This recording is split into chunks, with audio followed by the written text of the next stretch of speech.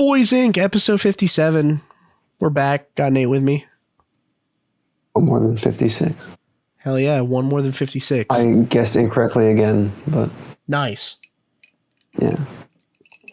I just shouldn't guess. I would have guessed. I should stop. Yeah. I would have guessed something like mid 50s, but that's because I'm the one that titles them and uploads them. My guess was 58. I'm always like one or two off. Yeah. All right. So should we just like start with the meat of the episode? Just get directly into it. The elephant in the room. Yeah, I think we can do that.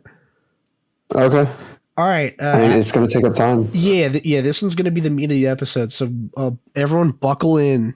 We're getting into it. Yeah. Avatar live action came out. Yeah. And like, I don't know. I thought it was all right. Like, it wasn't the worst shit I've ever seen. Yeah. I'm not in love with it either. And that's what every single person I've ever talked to is saying. Yeah.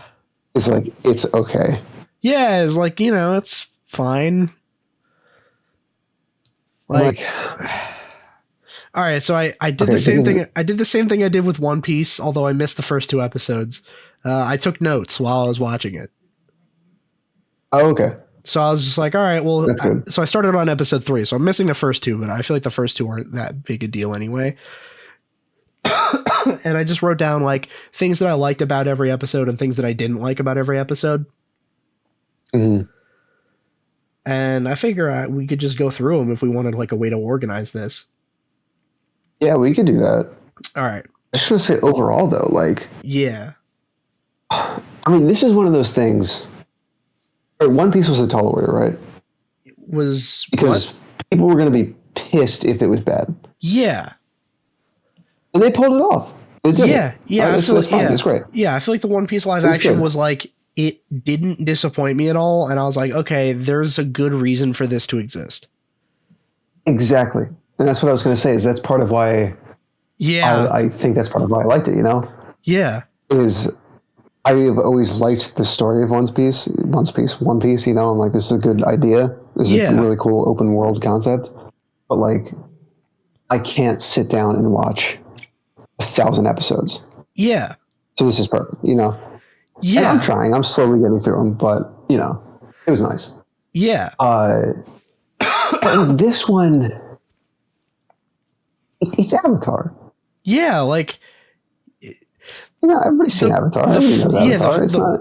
The entire time I was watching, I was like, well, I don't have an easy explanation like I did for the One Piece one. Like, why does this exist, right? Because there's no way the live action would be better than the original. Like, that is completely unreasonable. Like, you shouldn't go into it expecting that. Like, I didn't go into One Piece expecting it. I didn't go into this expecting it. Because I was like, well, no, I love Avatar. It's great. But why does this exist? With the One Piece one, I could go, well, it's for people that like may be apprehensive to get into it and want like a way to condense a lot of that first arc, like that first like saga of like East Blue into a more manageable, watchable thing, especially if they're not like super into anime, because like they could take the like very 90s animation style and just be like, ew, I don't like it. Yeah.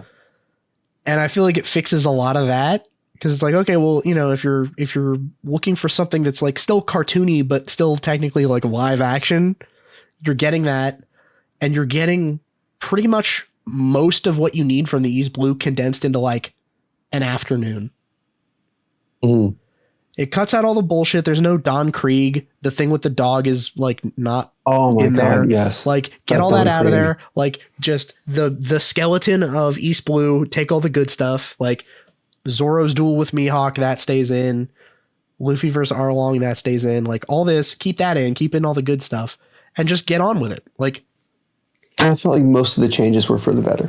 Yeah. Yeah. And I feel like they weren't like major changes, but like the details thrown in there, they were pretty cool. Yeah, and you could tell like they like Luffy getting his scar. Yeah, they show you Luffy getting his scar, which I don't even remember if that was there in the original like anime from the 90s.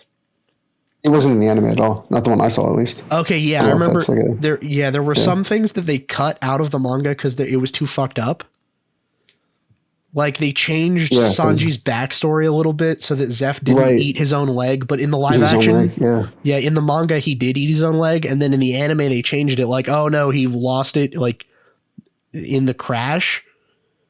Yeah, but then the live action, he had to break it off to go save Sanji. Yeah, and then the live action is like, nah, that motherfucker ate his leg to survive, and that is a way better. That is a way better like moment for Zeph than, you know, it just fell off and he had to just keep going. But you know, I thought like, okay, well this is good as far as the One Piece thing goes, because like you could use that to just carry momentum into getting into the show, and then that just makes it easier to onboard people. Like that's the biggest problem that One Piece has, is getting people on board with it. So if you have a new, easier way that appeals to more people, great. There's nothing wrong with that, especially because it was done pretty well. Oda was there working on it with them. So it's not like it was, you know, fucking destroying his vision or anything. Like he was there helping. Right. Apparently, side note, apparently him and the actor that plays Zoro are like friends now. Really? Yeah, I saw some headline, like some story that was like the actor that plays Zoro in the live action and Oda like hang out and are buddies. Like he went, like the actor that plays Zoro went over to Oda's house and they played cards. Like they're just cool now. Sweet. Like hell yeah. But with Avatar, I was like, I don't know that it needs to exist, because it's not like Avatar is some impossibly long thing to watch. Like it's 3 seasons and they're like 20 episodes long. 20 episodes. Yeah. Yeah. Like you can't watch 60 episodes total of like a TV show that's really good. Like you wouldn't watch 60 really good episodes. Why not? Yeah. Like what if there were 60 episodes and they were all really good? It's like, I mean, you'd want to watch them, right? Especially because book 1 is like roughly the same length as all of the live action Avatar that just dropped. Like as far as time goes, like it's not that it cut a bunch of shit out, but didn't tell the story faster. It kind of took longer. Not at all. Which I thought was interesting, because it was something I hadn't realized until I watched the end of the live action. And then I was like, I wonder what my memory of book 1 is like, because there was some stuff that I wanted to like make sure I knew for sure happened in the Siege of the North. So I went back and watched that right after. So like I finished the live action and then watched the end of book 1 of the cartoon, just so I could like remember what the fuck happens. And I forgot. I watched the entire season. Yeah. Like a month before this came out. So I'm pretty refreshed. Okay, perfect. Yeah. I forgot. Like my third time watching it, so. I forgot Avatar The Last Airbender, the cartoon, doles out information so fast. Like the pacing is so quick. It is stupidly fast. Watching the Siege of the North again, it's like, okay, we're going and doing this. Cut. Now it's done. We're already doing something else. Now here's what Zuko and Iroh are doing. Bam. They do that. Cut away. Back to Sokka doing some shit. Now Zuko's done doing that thing. Like it is and it's fast. never rushed. Yeah. It's not rushed though. It's just effective storytelling. Yeah. It's just efficient. They're like, okay, if we're showing you a scene, it's not so that we can dick around. It's so that we can just get you the fucking information you need. Like, it's so funny because I think that's why some of the writing is so punchy. Like when the characters say shit, you're like, damn, that really like, that was like cold. That was the coldest shit ever. Like in that scene where Zuko is trying to escape while Aang is in the spirit world and he's kidnapping Aang. So Aang's like unconscious and he's dragging him through the blizzard. They go and hide in that cave so they don't freeze to death. And Zuko's just like chilling with Aang's unconscious body. And he's just kind of having like some therapy talking to Aang while he's unconscious. Yeah. And he's like, man, fucking the Fire Lord always said that Azula was so cool. She was born lucky. I was lucky to be born. He says that. That's a direct quote. That's the hardest shit I've ever heard. Direct quote from Zuko there. And then he says, nah, bro, but you know what? That's cool. I like it. I like that everything I've always had to do is a struggle because it made me strong. I'm like, damn. And then it just cuts. It fucking cuts. And it's now on to something else. Like, okay, now here's Katara and Sokka looking for him. Like, it didn't linger at all. It was like, fuck it, we're out of here. You got it. Okay, Zuko has some issues. Next. So, yeah, that was something I just completely forgot about. Like, just how fast it was. Yeah. It was just fast and to the fucking point. Blanket statements for this remake. Like, what I wanted going into it was... Obviously, like we said, there's no reason for it to actually exist. Yeah, like I couldn't think of what I one. wanted. I was like, yeah. So I was like, all I want is something different. Yeah. I was like, don't give me like one of those Disney remakes where it's like you use the same script, just have like different actors do it and do it in live action and do whatever. Right. You know, I was like, write a different story. Use the world, use the characters, use whatever. Like use the same overall roadmap. Give me something new. Like maybe that's the justification for why this exists at all, you know? Yeah. And again, at that point, like, if I want it to be that different, then just write a different fucking story. Yeah, like, you know, the guys that write Avatar are still alive. Enough, they can they can make more, right? Who's the Avatar after Korra? Because I don't want any more Korra. Please, I've had enough Korra. Do the next one. Who's after Korra? In fact, you know what? I don't really like the whole Republic City being a thing. I liked it when the nations were like separate. Just tell me all about Roku and Kyoshi, and that's cool. If I could just get the Avatar show of Kyoshi's entire life and then Roku's entire life, I'm chilling. Yeah. And then fuck it, throw in Yang Chen, I guess. Yeah, like just show some previous avatars. That'd be sick. So there was one thing that I wanted to just throw out there before like I go into my like notes was just, I thought this was a really cool note, just blanket the whole show that I thought was important. Like just an important detail thing was the way that they like showed bending. I thought was pretty good. Okay. Generally, because it wasn't like them just like waving their arms, which is what I was afraid of, is them just like casting spells. Like I was afraid it would look like that. Right. But it seemed like whenever anyone was bending, it was like sufficiently a martial art, not like magic. Yes. And that's what the previous live action got very, very wrong. Yeah. I haven't sat down and watched the movie, but I've seen clips. I watched it when it came out. It's not good.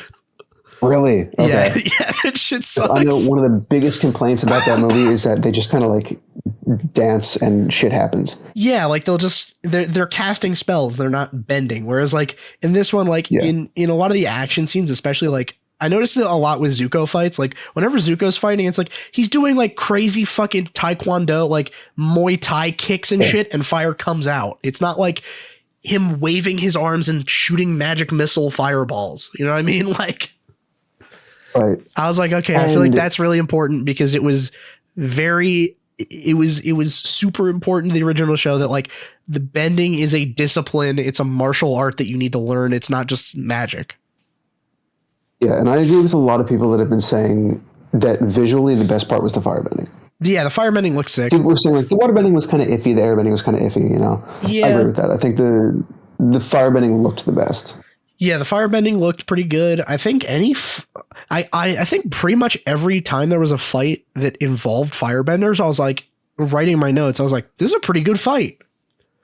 But I hadn't realized it was just that the firebending is just generally done really well. All right, so I started taking notes on episode 3. Okay. So here's what I got. Let's talk. Yeah, what's up? Do you want to start with episode 1? Go by memory, or do you want to go? Yeah, we can do that. I don't remember it very well because it was a couple days before I started. I do. Yeah, okay, go for it. I could refresh you if you want. Okay, perfect. I remember maybe not episode 2, but episode 1, yes. I remember a lot. Because I was very, very angry from the start. Oh, okay, all right. Because right away, all right, so first scene, right? I was like, this is great. Oh, okay. It just hit me. Yeah. I remember. I know exactly. I know exactly what it is. I think we're probably both upset about the same thing. I don't know what you're about to talk about, but I think we probably both don't like the same thing about episode 1. I just remembered it. Okay. So it was like earthbending. The earthbenders running away, right? Yes. Earthbending looks great right off the bat. I was like, this is great. He's like bending the street and shit. Yeah. Yeah. I was like, okay. I was like, okay, that's sick. Shows off the Fire Nation being fucking savage. They bring in the fucking war prisoner, right? And Sozin just burns him alive. I'm like, okay. Oh yeah, Sozin just fucking toasted that guy.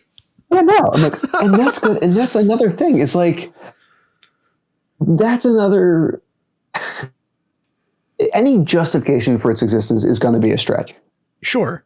But like that could be one. It's like, okay, let's stop. It's just made for an older audience. Yeah, let's stop fucking around with like violence. People. You can show some more whatever. Yeah. Let's acknowledge like, yeah, we're not making it for kids now. It's not on Nickelodeon. It's on Netflix.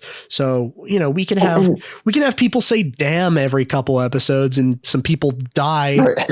Like that's cool. Burned alive. Yeah. But like, if they're bad guys burning people alive, sure. That's kind of smart on their end because most Avatar fans are our age. Yeah. Like it's people that grew up with it. Yeah. So that was kind of cool. Yeah. I thought Sozin being metal as fuck was pretty cool. Worst thing though. All right. So what I did, and I think this is going to work perfectly with your list of the episodes. Yeah. What I have is in my notes, just kind of mentally, I guess, is the changes. Because what I wanted was changes. Okay. I wanted to see changes. So what I did is I categorized them, right? Okay. Like here's changes that did nothing to the story at all. No impact. Okay. There's changes that sucked ass. Neutral change, bad and, change. The few changes that I think may have arguably made it better. Okay. So you got. And that is by far the smallest category. Yeah, so you have neutral changes, changes that make it worse, and actual improvements. Yes, and there are very, very few of those. All right, let's hear. But I feel like that could be great, kind of as we go episode by episode with your notes. That would be good. Sure, yeah, let's do it. But here's example one of a change for the worst in episode 1. I'm going to ask you a question, okay? Yeah, what's up?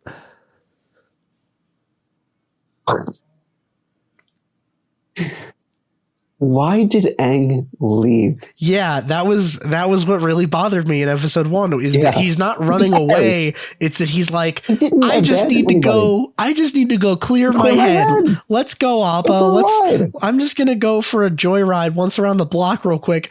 Oh God, my entire people have been killed. Like they've been killed. Yeah, like dude, okay, it was coincidence. Right away. Yeah, it was just take away the heart of the show. Yeah. Instantly. Yeah. Well, that was as soon as they did that, I was like, that kind of fucks Aang's entire narrative arc because now everything about this character is gone. Yeah, because the whole compelling part of Aang in the cartoon is that like the world being so fucked is directly his fault because it was his job to make sure it didn't get fucked, and he ran away from his responsibility. And that's why I think he was so easy to root for him, was because he was trying to fix it. Right? Like watching the cartoon, he's like, he'll run into some people that are suffering and they'll be like, don't worry, it's not your fault. He's like, it kind of is though. I mean, it actually entirely is. It's my bad. Like, oh, okay. I mean, he's right. Yeah. I hated that change. I hated that they made it like that. He's just like, oh, I'll just be right back, guys. And then suddenly his entire population is just genocided away from under him. I thought that was really bad. Whereas it was, I think, honestly, it was probably more believable that he was running away. It just seemed like that was a more, like it required less suspension of disbelief. Yeah. That you're like, okay, he's running away and he ends up in that storm, rather than just like he got unlucky and then ended up frozen. Yeah, I fucking hated that change. That change was a total disaster, I think. It's another thing that people keep bringing up, because I've been watching so many just videos the second this thing aired. Yeah. And everybody says the same thing, is they were going for a more adult tone. Like that's what the writers have been saying. Yeah. Like up until the release, that's what the producer's been saying up until the release. It's like he wants to make it more geared towards like teens, adults, whatever, right? Yeah. That oversimplifies everything though. Like that's not how you do that. That's not. Well, yeah, I mean, they're like, we're making it more adult and we're giving the main character taking away all of the weight of the story. Yeah, taking away all of the nuance from his character. Like, wait, why is it that like cartoon Aang is like a more complicated character than live action Aang? Yeah. That's very strange. So I hated that. I noticed they later on, this is going to be a later on thing, but they changed some of the other characters' backstories, or at least I think they did. And I really don't understand why they changed those the way they did, but changed Aang completely separately. Yeah. Like, that really confused me because it seemed like they gave all of the other characters like actual problems to deal with, but took away Aang's like biggest one. Like, this one, Aang is really more a victim of circumstance than the world being his fault directly. Yeah, I liked a lot of the character backstory. Like, not really changes, I guess, but additions.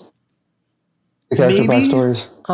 If I'm thinking about the same ones you're thinking about. Maybe. The ones I noticed I didn't really like, but maybe we're talking about different ones. I don't know. Okay. We can get to it. I wrote them down. Okay, we'll get there, yeah. And they might even just be things that I remember wrong. Because I didn't go back and check everything. I'm doing a lot of it from memory. I only rewatched The Siege of the North. I really disliked that about episode 1. Like, that was a terrible way to start. Just immediately stupid. Immediately destroying your like main character's whole moral depth. Right. Now, aside from that, though, the raid on... Okay, now here's another thing, because this is where a lot of the change kind of picked up in episode 1. They didn't use Sozin's Comet. Oh, for the airbenders. They didn't use Sozin's... Oh, okay, interesting. They didn't use Sozin's Comet. I didn't even notice that. As like a plot device later. Yeah. They just waited until they were all in the same place. Right. Oh, well. And then used their entire army. And I'm like... Well, wait. I think it was like... Wasn't the whole reason they were together like Sozin's Comet, though? Isn't it like they were doing like the Comet Festival or something? It was it called the Comet Festival? It's some sort of festival. I don't remember. Yeah, the Airbenders were all having some sort of celebration. So all the Southern Air Temple guys were over at Aang's like Eastern Air Temple or whatever.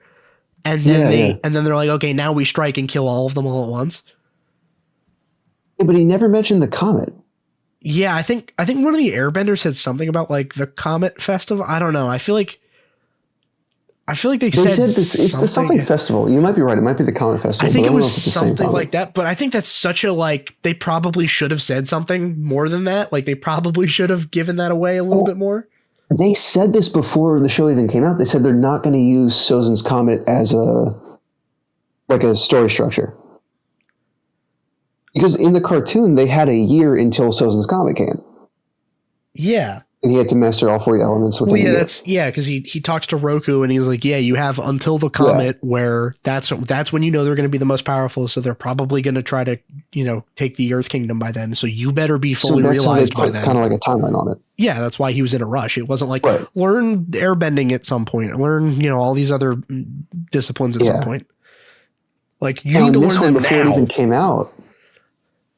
What they said was, we won't be using Sozin's Comet in that same way because these actors are going to age. Okay. Interesting. No, I thought that was kind of a smart move. Because like this kid playing Aang is not going to look or sound the same. Yeah, he's not going to look like Aang in like 2 to 3 years. Yeah. Right. Like they're going to have to do time skips. Yeah, that's true.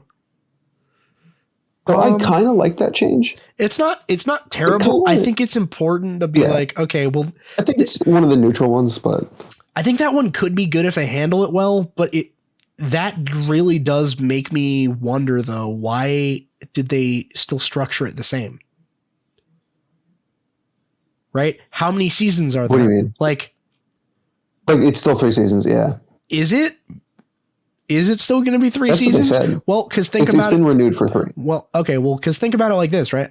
This was something I kind of wanted to get into later, and we can do it then. But like, it was funny at the end of the Siege of the North in this version. I was like, oh, I know what you're gonna say. Yeah. He still hasn't even bent water, has he? He still hasn't even done this. Like, what the hell? Yeah, no, he has not.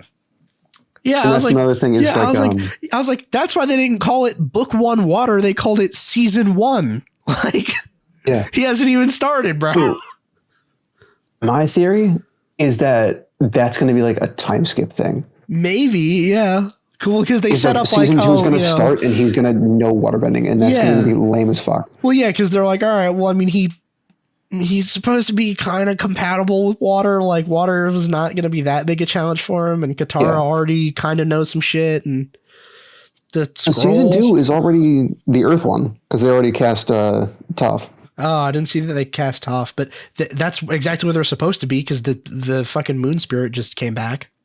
So now they're supposed to get right onto the Avatar state, and then Aang learning earthbending, but he doesn't know water yet. So I guess he'll just learn it off screen.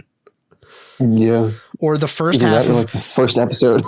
I think what they might do is like the first half of season 2 is probably going to be sprinkled with him like very quickly learning before he meets Toph, and then the second half is just going to be all Earth. Maybe. That would probably be how season 1 then. Yeah. Yeah, exactly. Well, what was season 1? So I forget what got us there because I'm trying to stay on track. That they didn't bring in Sozin's Comet in episode 1. Oh yeah, right. Which is weird because that's season 1 still ended with the raid on the temple. Yeah, but it still ended with the comet though. That was what was weird. Yeah, so it's still there. It's just not like coming by the end of the summer or whatever. Like maybe they didn't mention a time span. Or, is it not? Because at the end they show like, yeah, we know that the comet is coming and then we can fuck some shit up. Like that was how it ended. Was the Fire Sage just talking to the Fire Lord and he's like, yeah, bro, when this comet comes, like shit is on. So like, is it just going to be like a couple of years away, or is it? I don't know. Because they said because like, oh, we invented some new technology, we can predict when it'll be here, but he didn't say when. Because they said, I'm just going off of like what I heard. Yeah, they said because they didn't really do a good job of explaining it at all in the show. Yeah. And if you have to like learn this from what the writer said before the show came out, it means the writing wasn't very good. Yeah. But yeah, like what I remember reading is from all the interviews and stuff, they're like, yeah, we're not going to put a time limit on it because the child actors are going to, age. So yeah. Which they said it's not going to be constricted to a year. I don't know if that's necessarily a good idea because I really did feel the age difference between the main cast in this one way more than in the cartoon. Like, I just got the vibe that like Sokka is so much older than Aang in this version. Like, yes. I was like, Aang looks like he's 8 and Sokka looks like he's 16. With 20. Yeah. Well, yeah, like by the time this is over, Sokka is going to have a fucking 401k and Aang is going to be 16. Like, it's, bro, what the fuck? And then like Katara's just in the middle. Like, I was like, all right, well, Sokka looks like he's 16. Katara looks like noticeably younger, but not like Aang's age. Like, she looks like she'd be probably in middle school. Sokka looks like he's in high school and Aang looks like elementary. Like, yeah, and then while we're on the topic, just to jump ahead a little bit. Yeah. In the cartoon, so Katara's supposed to be 14. Okay. Right? Aang's 12, Sokka's 16. Okay, interesting. Those are the main three. Okay. Now, in the cartoon, Azula is 14. Yeah. Okay. She's supposed to be the same age as Katara. Oh boy. Okay. But she's like, in the cartoon, she's like 40. Yeah. Azula is like way older because I feel like, I don't know, she's just like 14. No, but in like, the live action, she looks like she's like 10. Yeah. Azula looks definitely way younger. She looks younger than everybody. Yeah. She looks like she's one of the youngest in the cast. Yeah. It looks like Zuko might actually already just be an adult. Like, I thought Zuko's actor was really good, and I feel like the casting was all right. It's just when you plug them all together, you're like, wait, this is weird now. Like, Because you got and that's this is a really basic thing. Yeah, kind of the sense that they were all around the same age, like they were all kids. But like when you see it in real life, you're like, oh wow, they're actually vastly different ages.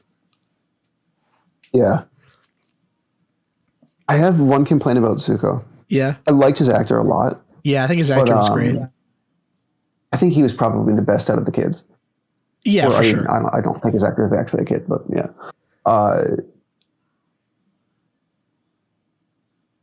Scar was really like wimpy. Yeah, the Scar could have been better. Like, I thought it was interesting that in the cartoon, it's like a quarter of his face is gone. Yeah, and I think it's interesting that in the cartoon, it's like two different scars on top of each other. Like, it's clearly like it was more severe around the eye, and then it kind of gradients out. Whereas this one was just like slap a smear of red paint on his face and like let his eyebrow grow anyway. Like, even though it like in the cartoon, like he was permanently missing his eyebrows on that side because it like burned the fucking follicles to death. Well, I don't know if we talked about this ever, but I have a headcanon about the Scar. Okay. And I can't take credit for it. I read it on fucking like Reddit or some shit a while ago. Okay. But my headcanon for how he got the Scar, like specifically in the Agni Kai, right? Yeah. And then that's another thing we'll have to talk about. Okay. Yeah. The Scar though. Somebody pointed out that when he's on the date with the girl in like season 2. Yeah.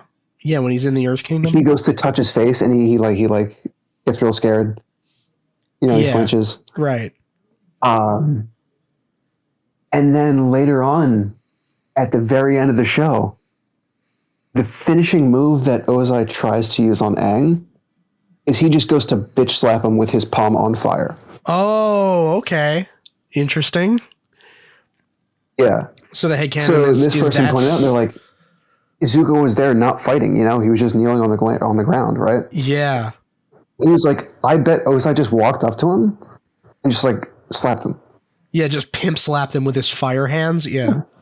Yeah, why not? It's like kind of a normal parenting move, you know? Yeah, maybe. I mean, it's kind of a based parenting move. Kind of a based parenting move. Just slap the shit out of your kid open hand directly in the eye. That level, sure. Directly to abuse a child, yeah. Directly to his... slapping across the face is the go-to move. Yeah.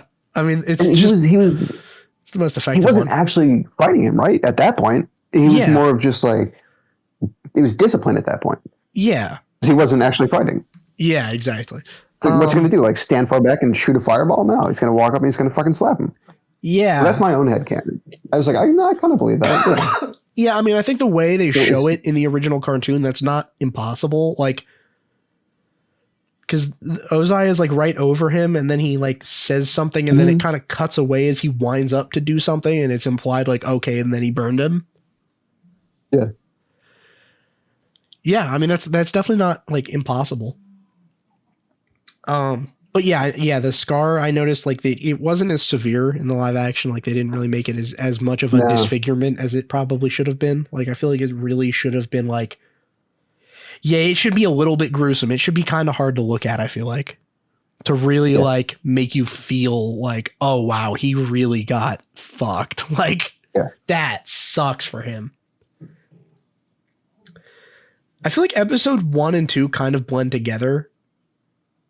They do, because I'm trying to remember what even fucking happened in episode 2. I believe episode 1 ends when they're at the air temple, and then it picks up, and they're going and like they find Gyatso's body. They like find Monk Gyatso is dead. Okay. At least I think. I don't know. My recollection gets really good after episode 3 because I started writing things down. What did you think about Oh right, episode 2 is Kyoshi Island. That's what it was. Then they go to Kyoshi. Oh, okay. Episode 2 is Kyoshi Island. Okay. As far as that episode goes, I thought it was all right. I thought the way they handled the Kyoshi warriors was pretty like restrained. I liked it. It was. They showed a lot of restraint because I was going into it like I am very suspect that they will fuck this up, and it seems like they didn't. I don't know. I wish that they did more with it.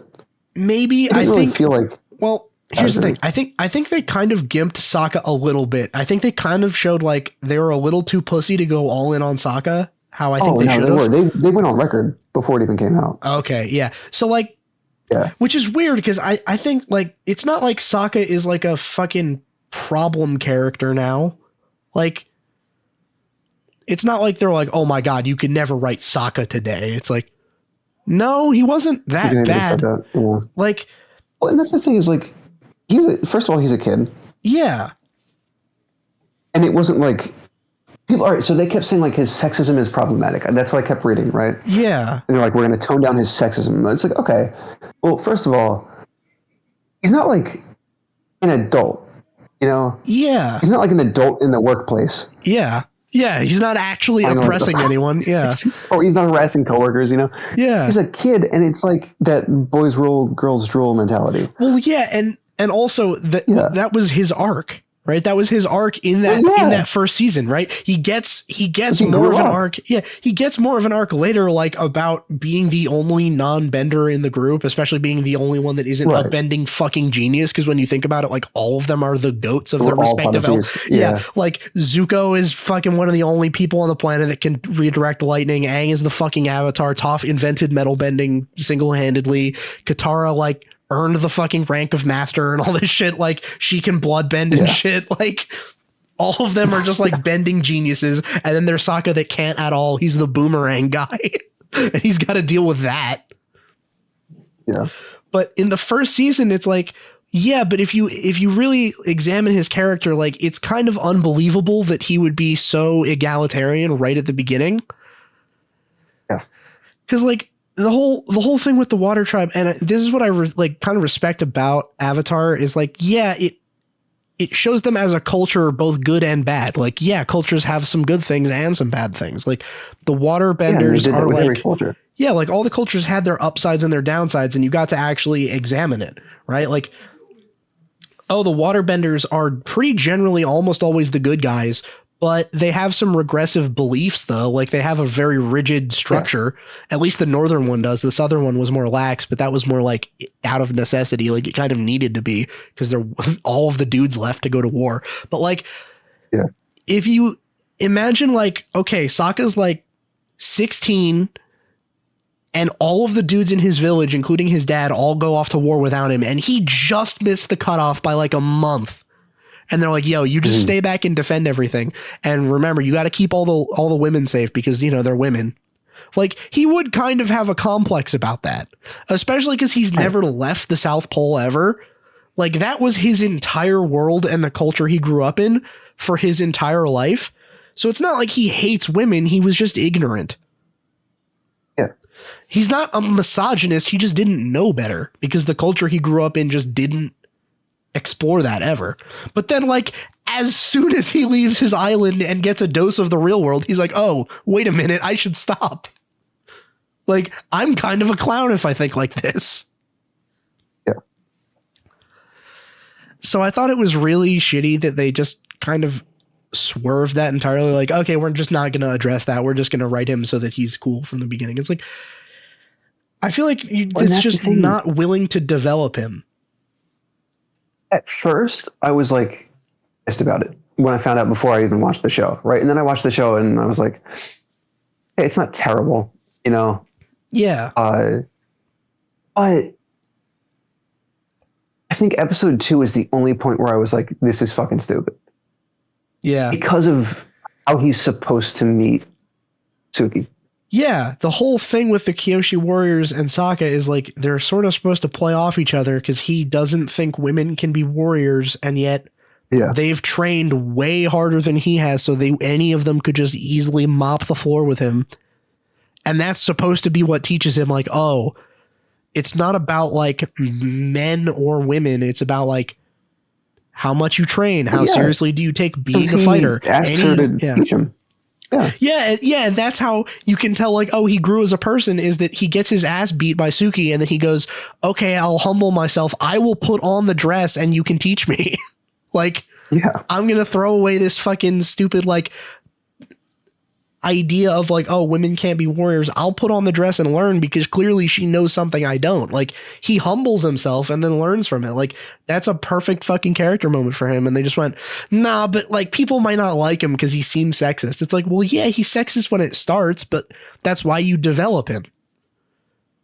It's like all that's gone. And the reason she liked him was because like you saw him shirtless in a room. Yeah, she wanted to bang him.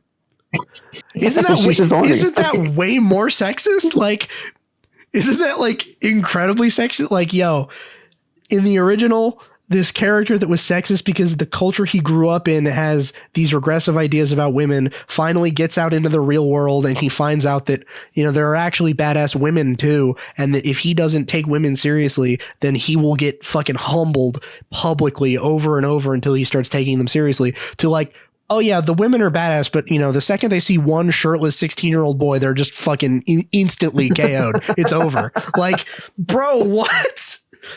Airdrop them onto the battlefield. Yeah, exactly. Like, bro, you better hope. Well, actually, you know, the Kyoshi warriors are absolutely fucked because the Fire Lord is hot as fuck. I'll say it. I'll say it. I love that actor. Not be the first to say it. Yeah, no, that actor is actually great. Daniel Day Kim is hot as fucking fuck. Yeah, Daniel Day Kim is actually sick. When I found out he was Ozai, I was like, fuck yeah. I love Daniel Day Kim. The Ozai thirst traps he's posted? No, is that a thing? It's fucking hilarious because he's well aware of the fact that, like, you know, people are making jokes about how hot Fire Lord Ozai is now. Okay. And he had like some TikToks responding to it. Nice. He's like, why do you think this guy's hot? He's like a, you know, genocidal maniac. Yeah, he's a bad guy. And then he just gave in and he started. Yeah, he's like, okay, and then he gave in. Yeah, he's a hot bad guy. And posting like thirst traps. Yeah, like good, dude. Like, no, I love Daniel Day Kim. So all of the Kyoshi warriors are fucked. They just deploy the Fire Lord, and they just all would get so horny that they can't fight him. Yeah. It is actually a little bit more sexist now in this version that they were like, we have to make sure Sokka can't be sexist, and they went, yeah, but now all of the women are going to be reduced to just like fucking thirsty femcells. Like, I will say it took me a minute or two to warm up to new Ozai though, just because I was like, nobody's going to beat Mark Hamill. Yeah, that is tough. That wasn't Mark Hamill's voice. Yeah, Mark Hamill's voice was so good in the original. Yeah, I think Daniel Day Kim did it though. I think that's one of the ones where I could be like, okay, great. That's solid. Yeah. Once I warmed up to him, I was like, no, he's pretty good. Especially because Mark Hamill could not physically be the Fire Lord. Well, yeah, exactly. He would just look all. You can't have fucking old fat Mark Hamill. It has to be like not him. God. I can't believe Star Wars did it. That was that old fat Luke Skywalker. Yeah, I guess, but they were drinking breast milk. But you know, the thing with Star Wars was the writers for that were incredibly smart. Sucks. It was actually incredibly well written. They went, it's fucking terrible. Yeah, no, it was incredibly smart because they went, let's make Luke Skywalker old and fat now. They went, yo, why would we like Mark Hamill's old and fat now? Let's just make Luke Skywalker old and fat. Like, okay. Wait a minute, hold on. We nailed it. Like, oh, but wouldn't it be kind of hard to believe Luke Skywalker is old and fat and also like this amazing Jedi? And they went, that's where you're wrong. He's not an amazing Jedi. He fucking sucks now. They said he's living on that island, right? Yeah. He's like a nomad. He's walking around all the time, you know. They're like, he's got, not much to eat. He's got nothing to do but just meditate and train his force powers. And they said, no, this entire time he's just been jerking off. He's done nothing. Like, yeah, he went onto this island and just made a depression nest. Like he's done nothing. He sucks now. And then we can have old fat Mark Hamill play him to perfection. What did you say? I've just been jerking off. Yeah, that's all he's done for the past like 40 years. Luke Skywalker's like, all right, sweet. We just blew up the Death Star again. Fuck it. I'm out. I'm just going to go beat my meat for 40 years. Come back if you need me, but don't need me, please. But please do not interrupt. Force orgasm's got to go crazy. Yeah. He's like, yo, please do not interrupt the fucking force assisted gooning sesh. Okay. I'm going to be there for 40 years just edging. Yeah, I was messaging with the Force. Because I was trying to think, like, what would you actually use the Force in? Yeah. Like in the masturbation process, like it's got to be that. Yeah. How are you doing? Like, I mean, I guess you forced to come back in. Yeah, he's been practicing his fucking semen retention. Yeah. He's actually telekinesis to like restrict the fucking tip of your. Yeah, exactly. Yeah, he's just like force fucking controlling just a like pocket pussy on his dick. Oh my god! Hell yeah! See, that movie should have been. It's just Luke on that island for 40 years, just becoming a fucking incel. Like, it should have been the after credit scene. Yeah, it should have been him taking the red pill. It should have been him just like watching Andrew Tate on TikTok for like 18 hours a day. So episode 2, I feel like kind of Avatar. So anyway, Avatar live action. Sokka was like shirtless for 1 second, and the Kyoshi Warriors were like, "You're not so bad after all." Sokka just shows up to Kyoshi Village and he's like, "Man, I can't believe the price of feminine products. Am I right?" And they're just putty in his fucking hands. They're just they immediately fall for him. Which, I mean, can't have Sokka being sexist. Just have all of the girls be boy crazy, though. That's cool, I guess. I don't know. Episode 3 is where I started taking notes, so that's what I'm really looking to get into. Yeah, those middle episodes, I can't differentiate them. Yeah. All right, I got it. Okay. Episode 3 is when they get to Omashu. Okay. And right. Okay, but it's not like the good parts of Omashu, right? Yeah. Here was my list of good things that happened in episode 3. They did have the guy say "my cabbages" when his cart burned. That was really good. I like that. I'm happy just the fan service that happened. And I like that they baited it first.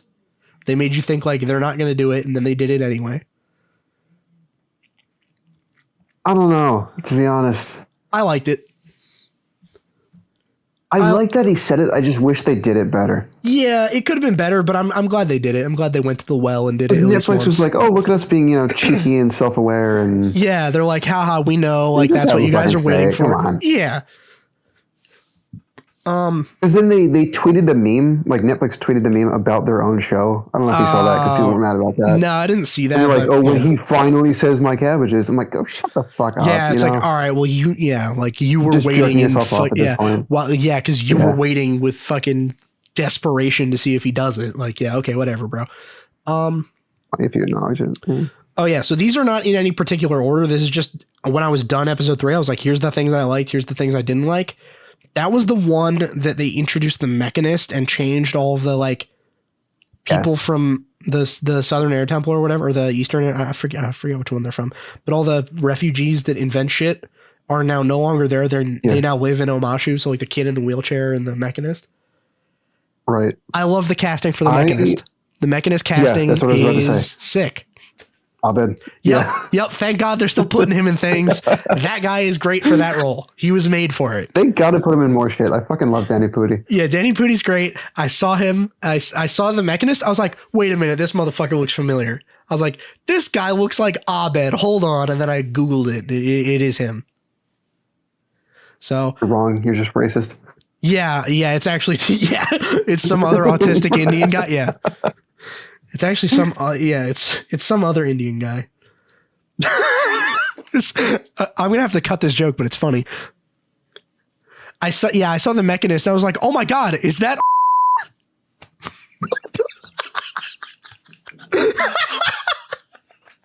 I'm going to cut that one out because I don't want to use his name, but.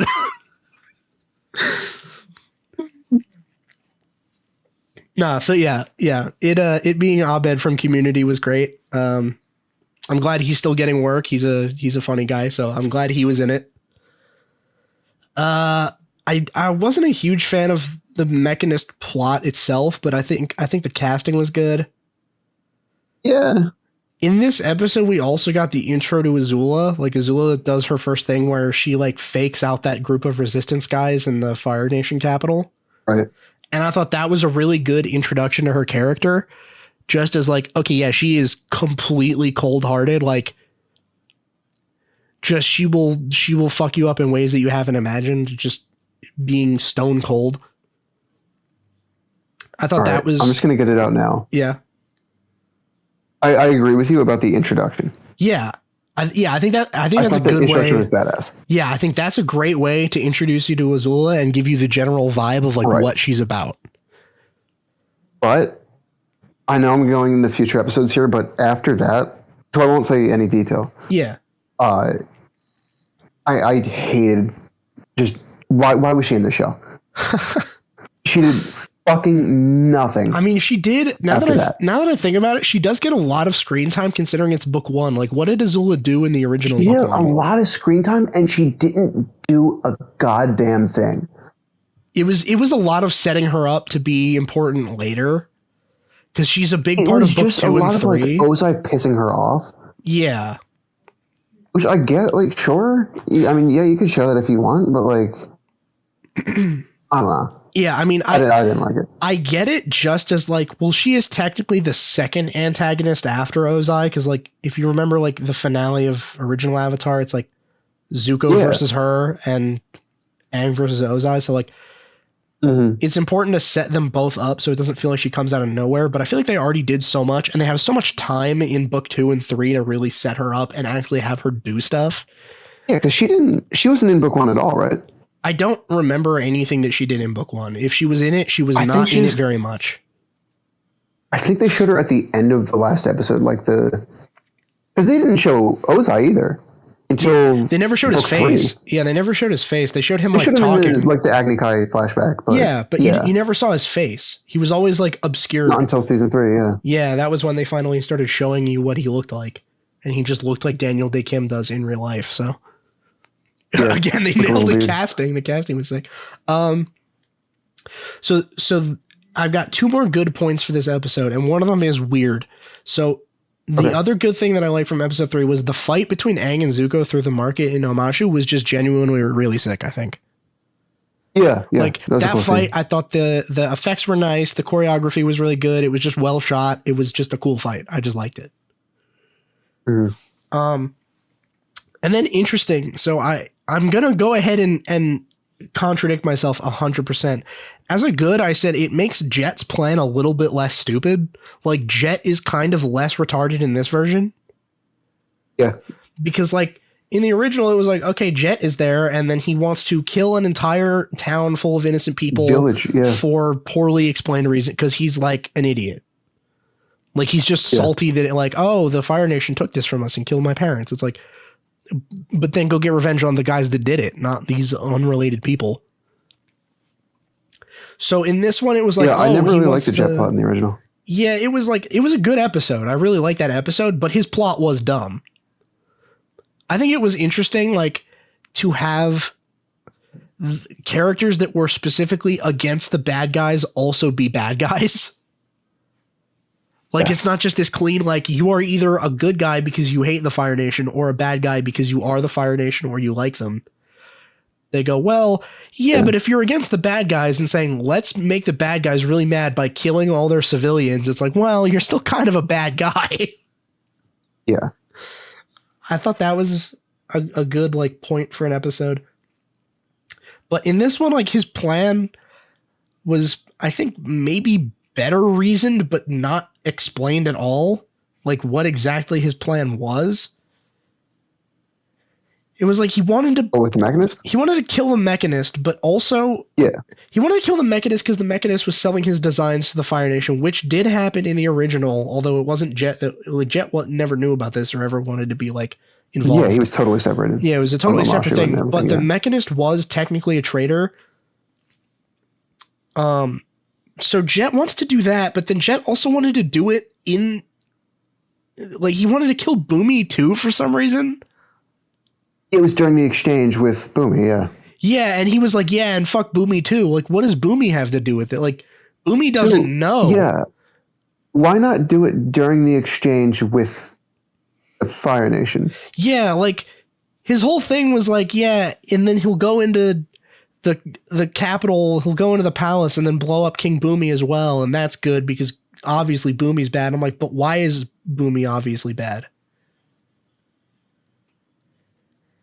Right? Like, I didn't get... It's like, he's a spy because you've seen him trading it with Fire Nation the personnel. Mechanist is, and like the Mechanist thing is more complicated because it's like, well, he's trying to protect his kid in the original.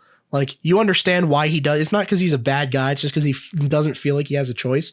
But like, why is Boomy involved in this? Right. If you're going to blow him up when he's trading with the Fire Nation. Yeah. Or like follow the Fire Nation spies back and kill all of them. But then the problem is then Jet would be just a good guy. Like, if he's just like, then there would be no reason for Jet. Yeah. You still need Jet to just be like a little bit stupid, to be like, okay, his heart is in the right place up until the end where he jumps the shark. Yeah. As far as the bad in this episode, I thought Iroh was kind of a letdown in this episode. He didn't really have anything to do. Yeah. It seemed like a lot of... I have a lot to say about Iroh at the end. Yeah, a lot of Iroh this season was just him, like, it was Zuko doing something, and then Iroh's like, haha, I'm eating food. Like, yeah, I mean, it's not out of character for him, but like, give him some more, dude. You're talking about like the best fucking character, and you've got him just doing that, like in the first couple episodes. And that's the thing, is of course he's the best fucking character. Yeah. And when they released the casting choices, I was fucking so excited because I love that actor. What is he in? I was like, he's going to fucking nail it. I didn't recognize him. I thought he was an all right cast, but I don't know who he is. He's in a sitcom from, it's Canadian? I don't fucking know. It's called Kim's Convenience on Netflix. Oh, okay. And the show is like, okay. It's just kind of something I put on at the end of the night. But his character in the show is like awesome. He's like the best part of the show. He's funny as hell. So I was like, this is great. He's fucking hilarious. But he just, I don't know. He wasn't funny, and he also I feel like he failed on both fronts. I felt like just throughout the show he wasn't very funny, and also when they were trying to go for the deep emotional stuff, he didn't really nail that either. I felt like with Iroh, it was a bit of a letdown. I felt like with Iroh going into it, I was like, okay, there's no way ever that he's gonna be the Iroh that I want, so I'm just gonna give him full license to just do his own thing with it. Where I was like, yeah, there's no way he's gonna be able to replace or like outshine original Iroh, so I'm not gonna expect him to do that. I'm just gonna say like, okay, what can you bring to it? And I thought he was okay. Right. Like, he wasn't bad. It was just like such huge shoes for him to fill, and I was like, it's kind of an impossible task. Like, I'm not even gonna hold it against him. Like, what were you supposed to do? Especially with the lines he had. Like, I don't know, dude. Yeah. There was one thing I liked about him, and I'll get to that when we get to the episode that it was in. But yeah. I think he did kind of pull off one thing, just not the two things I was looking for. I gotcha. So I thought Iroh in this episode was a flop. Didn't really do anything. Yeah. I thought it was weird that the Mechanist is working for the Fire Nation and his kid is like full on revolutionary, and they just like don't address how that would work. Like, his kid is always talking about like, dude, we have to go fuck those Fire Nation guys. Those Fire Nation guys are the worst. And his dad's like working with them, and he's not like, hey man, maybe relax with that. Like, maybe you'll get exploded. Maybe you should stop. Like, yeah, about that. Like, he would, like, I've just, the entire episode, I was like, has he not just like had him just like, hey man, we need to talk about this, because like this is getting a little out of hand. I thought that was a bit weird, because in the first one it was like, well, not in the first one, but in the cartoon it was like the kid wasn't like, he didn't care about the war. Like, I don't think he knew anything. Right? Like, the war wasn't a big deal, and the Mechanist was taking that deal with the Fire Nation to insulate him from it. Like, oh, I'm going to try to save him from this. I'll just capitulate so I can keep him safe. Because if I'm still designing things for them, then, you know, I have leverage. Right. So I thought that was weird. I thought the bombing subplot generally was just kind of generic. Like, I just really didn't care.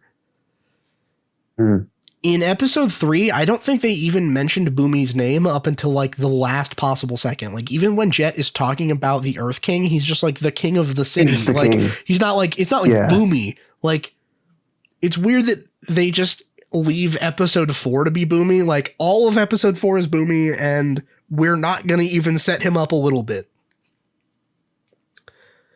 Well, and I guess this is kind of bleeding into episode 4, but like, I get it from the standpoint of like, in the cartoon, right? You're not supposed to know who he is. Yeah, you're not supposed to immediately know. But then they just like tell you the second the episode starts. Yeah. So that was another weird one later on, I guess. I thought that was. I got a lot to say about that one too when we get there. And then the last thing was just Jet's plan didn't really make sense with the whole Earth King. Like, he wants to blow up Boomy. Yeah. So that was my thing with episode 3. So I'm glad they did my cabbages. Danny Pudi, intro to Azula. Jet is a little bit less stupid. Aang and Zuko had a really good fight. Those were all my pluses. All my bads were Iroh was not super good. The Mechanist and his kid had that weird thing. The whole thing with the bombing was not interesting. They didn't set up Boomy, and Jet's plan still didn't really make sense. Yeah. That was my take on episode 3. All right, if you want to go use the bathroom, you can real quick. Yeah, I'll be right back. Yeah, you're good.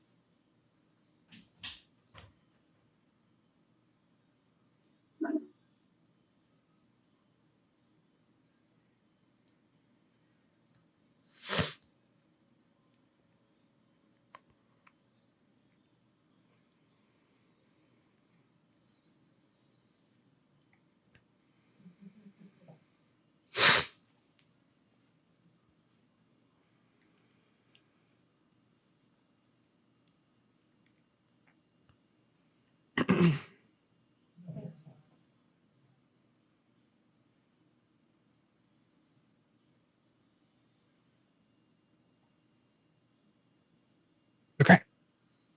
Sweet. I don't know if you heard me trip, but no.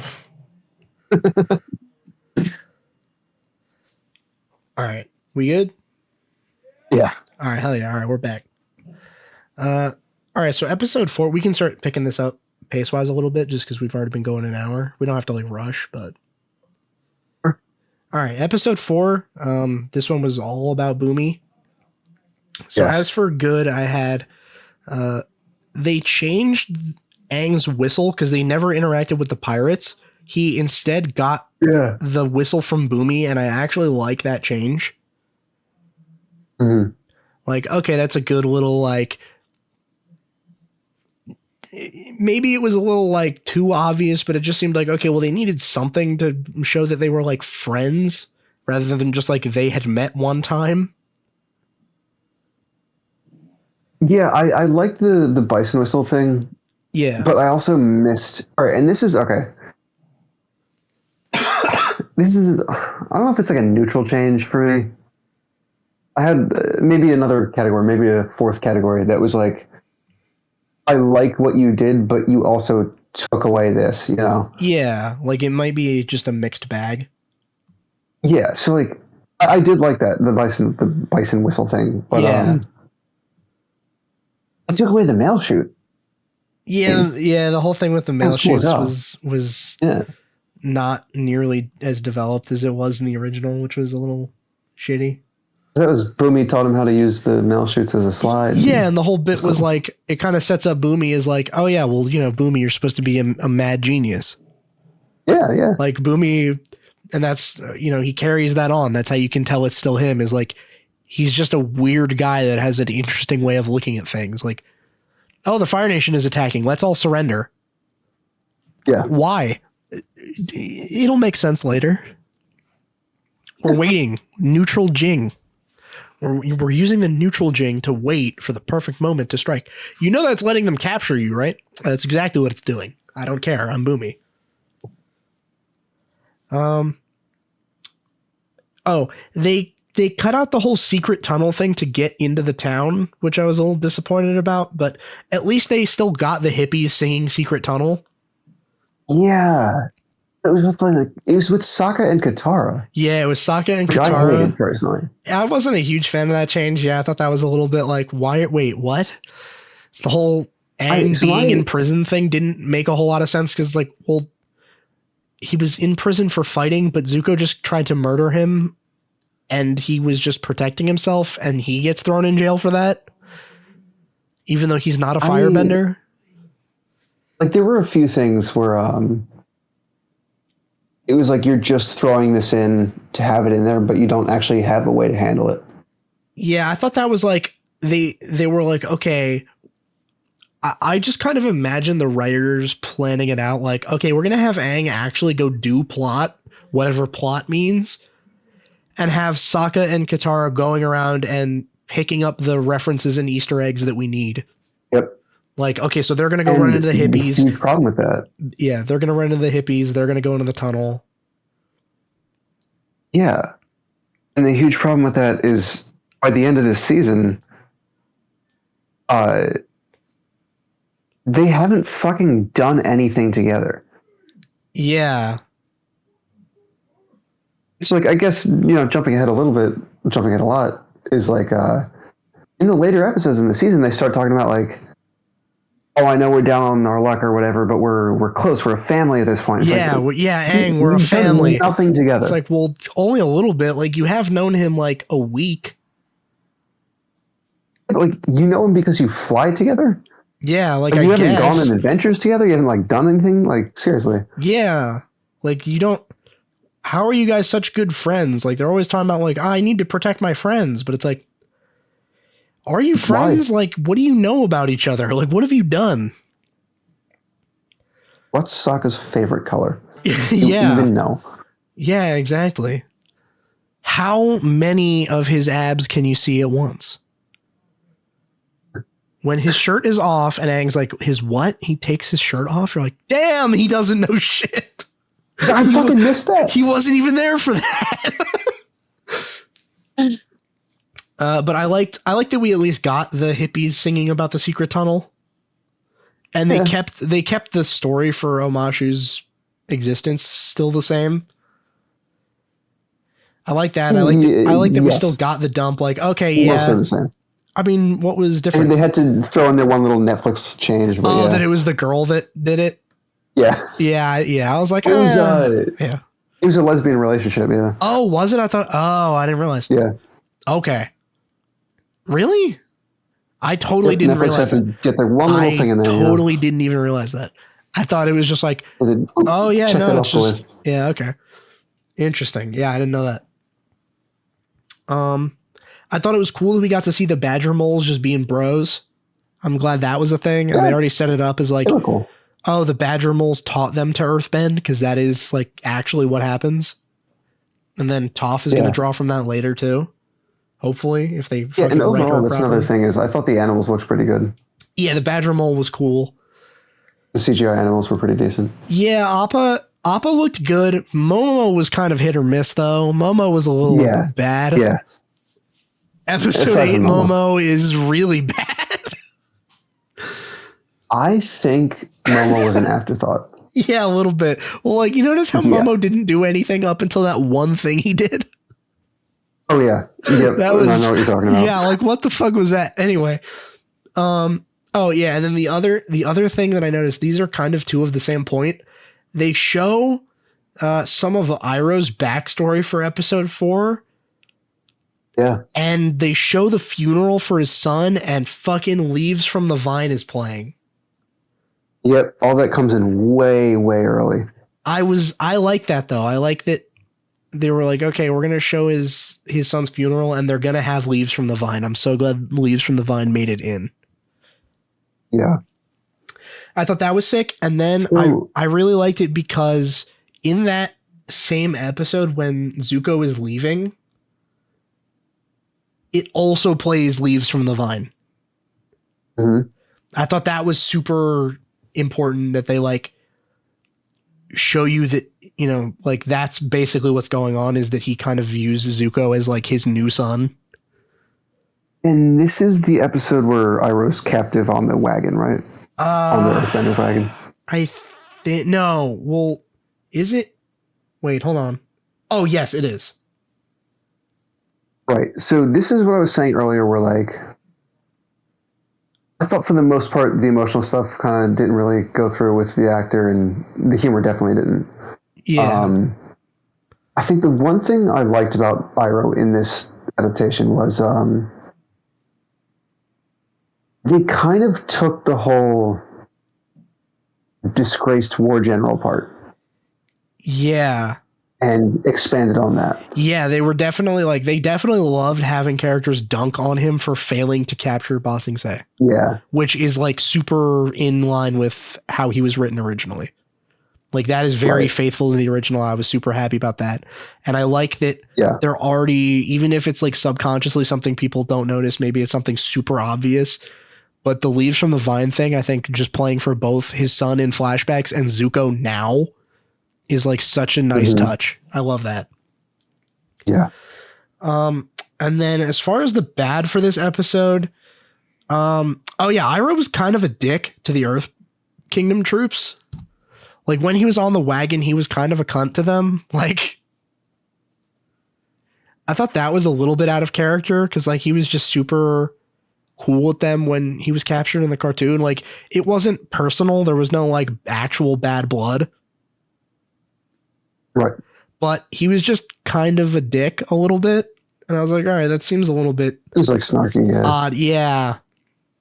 Like I get that they were being dicks to him too. And like they really played up that like the Earth Kingdom guys fucking hate him. Yeah. Like they threw in a bunch of scenes of them just like fucking with him for fun because they hate him. And then we'll get to that one later. Yeah. That's a much later episode. And then some more stuff I didn't like from episode 4 was that like I don't like the changes that they had with Boomy, like Boomy being different in this version. Like I don't like the new Boomy, and it was weird because it seemed like he did not become wise as he aged. He just became like salty and upset. Yeah. So people were pointing out like he's still got like that kind of funny thing going on. Well, they try to be funny at least. Yeah, he's still strange. He's like a crazy old man, but like in the cartoon he was a crazy old man, but like then you would learn, you would kind of see as time went on, like no, he's actually right about this.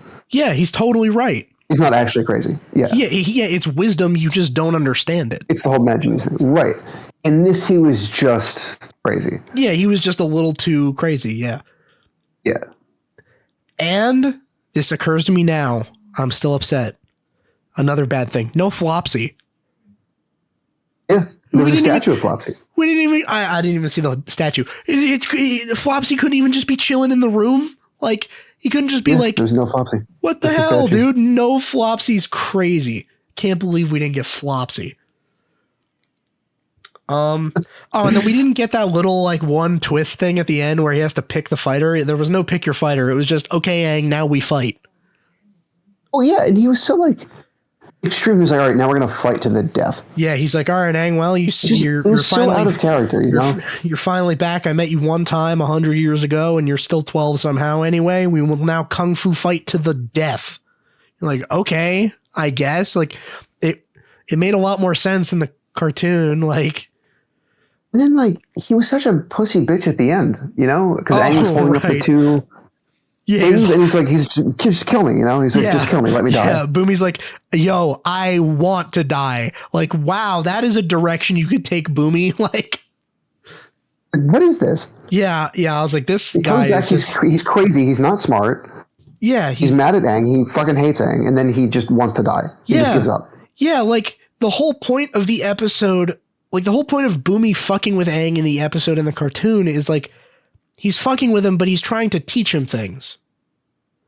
Like he's trying to help him, and it's just in his weird, like Miyagi-esque, like it seems like I'm hurting you, but I'm really helping you. Like, oh, I'm pretending to kill your friends, but like they weren't actually going to die. I just needed to motivate you.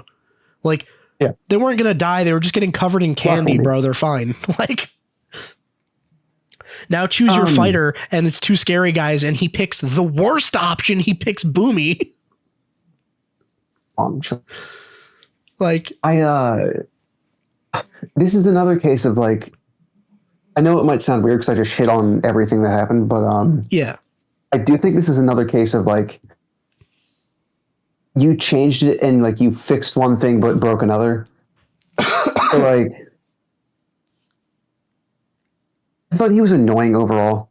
Just like the actor did a bad job. Well, either the actor or the writers. It's kind of hard to blame. Yeah. I thought the actor was fine because Boomy is a hard guy to try to like be, and I thought like he's very cartoony. He didn't nail it, but then again, like he didn't have the lines, like he didn't have the setup to nail it, right? Like, right. He didn't say my favorite Boomy line of all time. He didn't say the greatest Boomy line ever spoken, which is.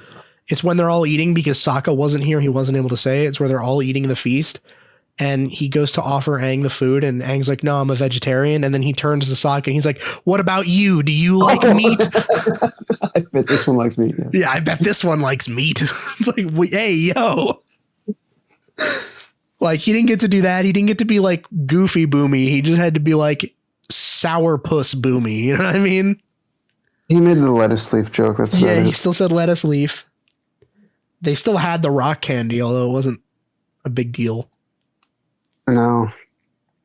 But he, so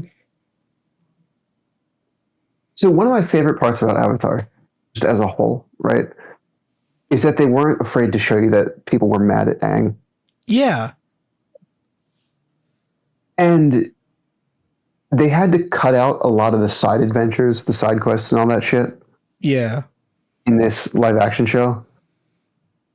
And because you did that, you missed a lot of the side characters that they would meet along the way that would be like, I fucking hate you, kill yourself or whatever, right? Yeah.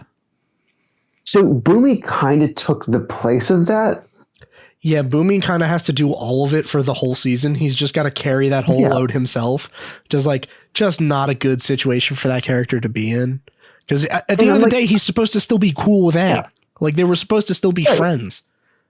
I mean, it kind of makes sense to choose that character because he knew Aang and he knew he was just gone for 100 years. Yeah, sort of. But it was interesting. This is where I sort of started to be like, wait a minute, we're kind of getting off the rails now, because if you remember, the reason they went to Omashu was because he wanted to find an earthbending teacher and he wanted it to be Boomy. Remember, like, he meets Boomy and he's like, yo, teach me earthbending. And Boomy's like, no, you need someone else. He doesn't even. When they go the second time. He doesn't even fucking ask. Like, he doesn't care, dude.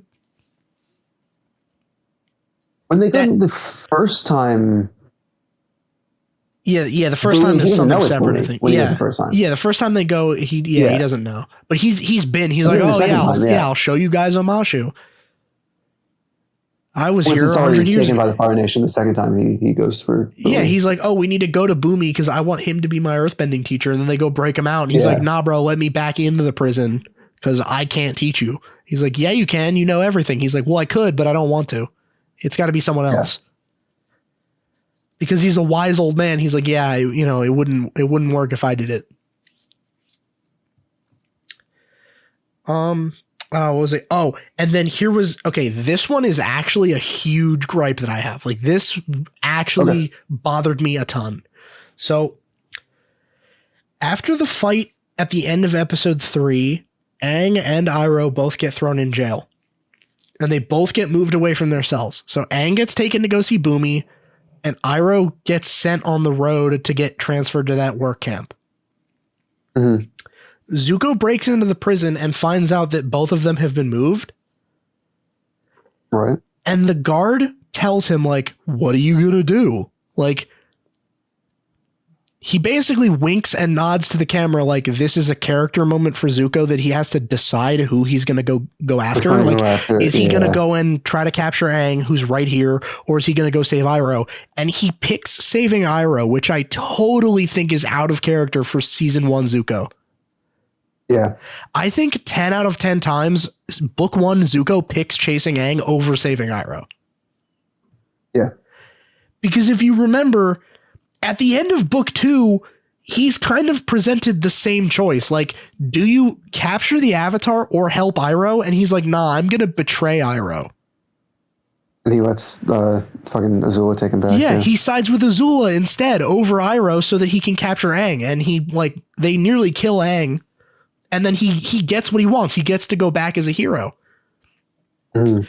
And that's at the end of season 2, where he's already had much more development and he's seen more people like suffering at the hands of the Fire Nation, and he still decides to side with Azula. Like, that's what that decision was at the time, is like, who are you siding with? Are you basically like choosing to be your own guy? Like Iroh keeps telling you, like, figure out your own destiny, figure out who you want to be, fuck what the Fire Lord thinks about you and what he wants you to be, like, be your own man, that kind of thing? Or do you actually care what he thinks about you so much that you're willing to just say, fuck everyone else on the planet, fuck all them, fuck being a good person, I just want my dad to be proud? Yeah. And he picks wrong. He picks Azula. Right. So, like, okay, well, book 1, he definitely would have picked Azula. So I was like, in the original, he went after Iroh, but he didn't have a choice, right? Yeah. I believe in the original, it wasn't like, oh, you can only go after one, Iroh or Aang. It was like, oh, Iroh's captured and Aang is just, he has no ideas, so he might as well go save Iroh. Like, it was the only option he really had at the time. It wasn't like he could choose. It's not that he doesn't care about Iroh. It's that when push comes to shove, we've seen that Iroh is second to chasing Aang. And then in this version, he just flips that for some reason, which I can't tell.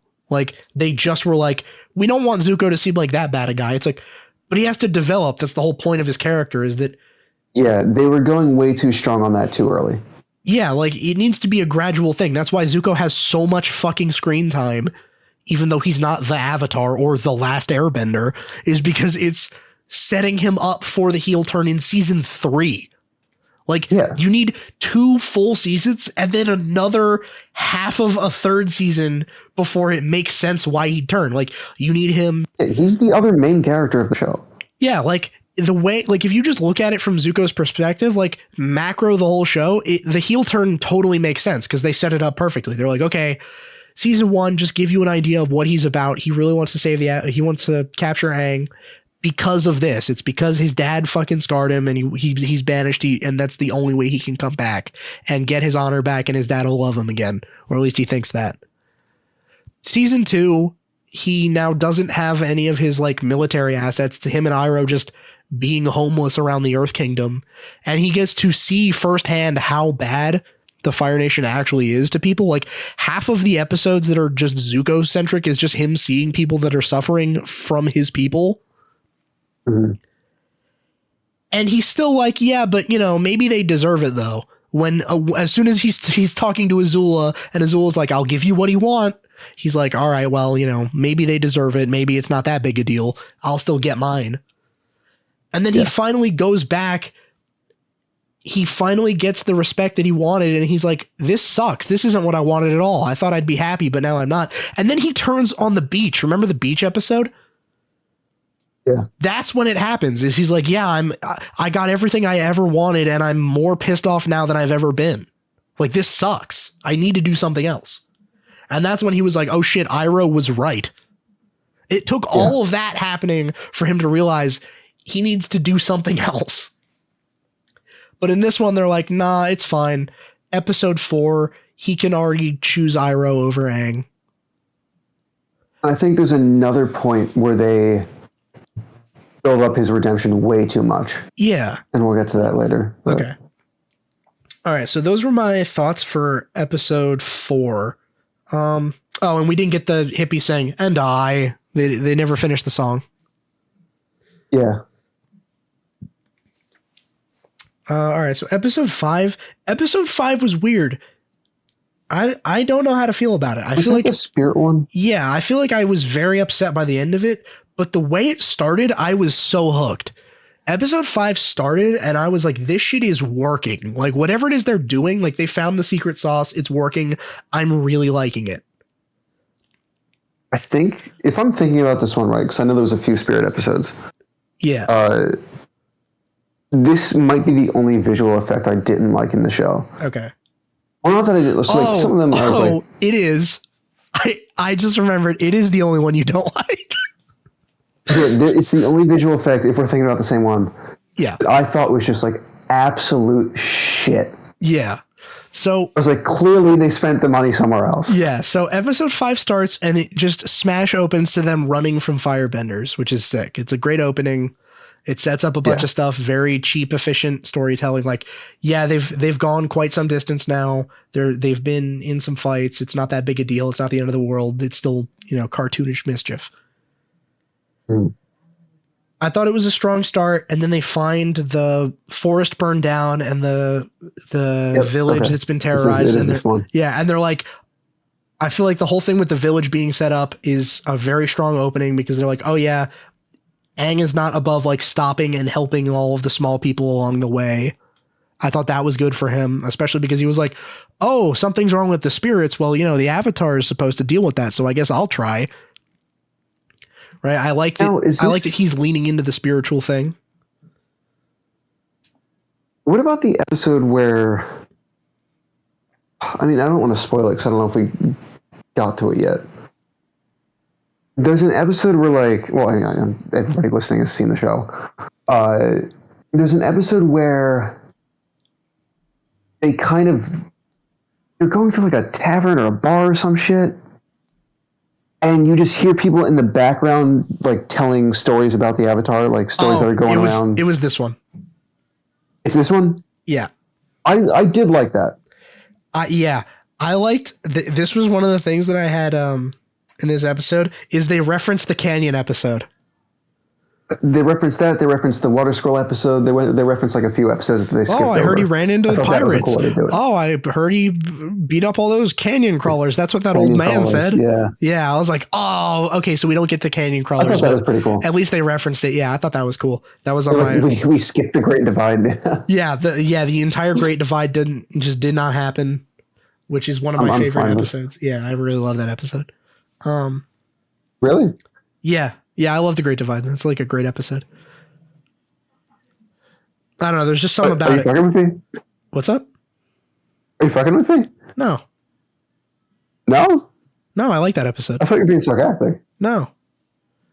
No, I like the Great Divide. It's a good episode. Huh.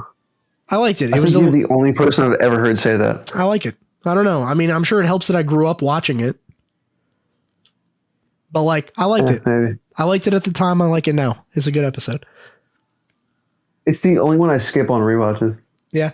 I like, you know what? I like Canyon hater. I like the heel turn at the end. That's what I really like about it, is that he's like, yeah, it's a funny bit. He's gotta get them all together. And he's like, okay, well, yeah, I mean, the Avatar's job is to bring people together. So I lied to both of them. I told them a convenient lie that I made up, and now they're cool with each other. No, none of that shit happened. I didn't know either of them. What the fuck? No, they bought it though. Like, I love that. There's a good bit at the end. Yeah. And then episode 5, some more stuff I liked. I liked the Canyon episode reference. I thought it started off really good. I thought all the spiritual stuff with the village itself, like Aang being interested in it specifically, is really good. And also, god damn, June is hot as fuck. Oh, dude, my god. I would fucking, oh my god, bro. I would die for her. She's hot as fuck. Well, not to be that guy, but she was already hot. She was. But like, god hot damn. As fuck in the cartoon. She's hot as fuck now. Yeah. Oh my god, bro. Dude, in the cartoon, she was like fucking, oh my god. Bro, right? Fuck yeah. Yes. That was very well casted. Yeah, they nailed her. Like, don't ruin my June. No, they did not. They did her justice, bro. Oh my god. Bro, I just let June dressed like that kill me in real life, please. Like, please. God damn. You're a spin-off show. No, not a spin-off show. I just need that actress to come to my house and fucking kill me. Please.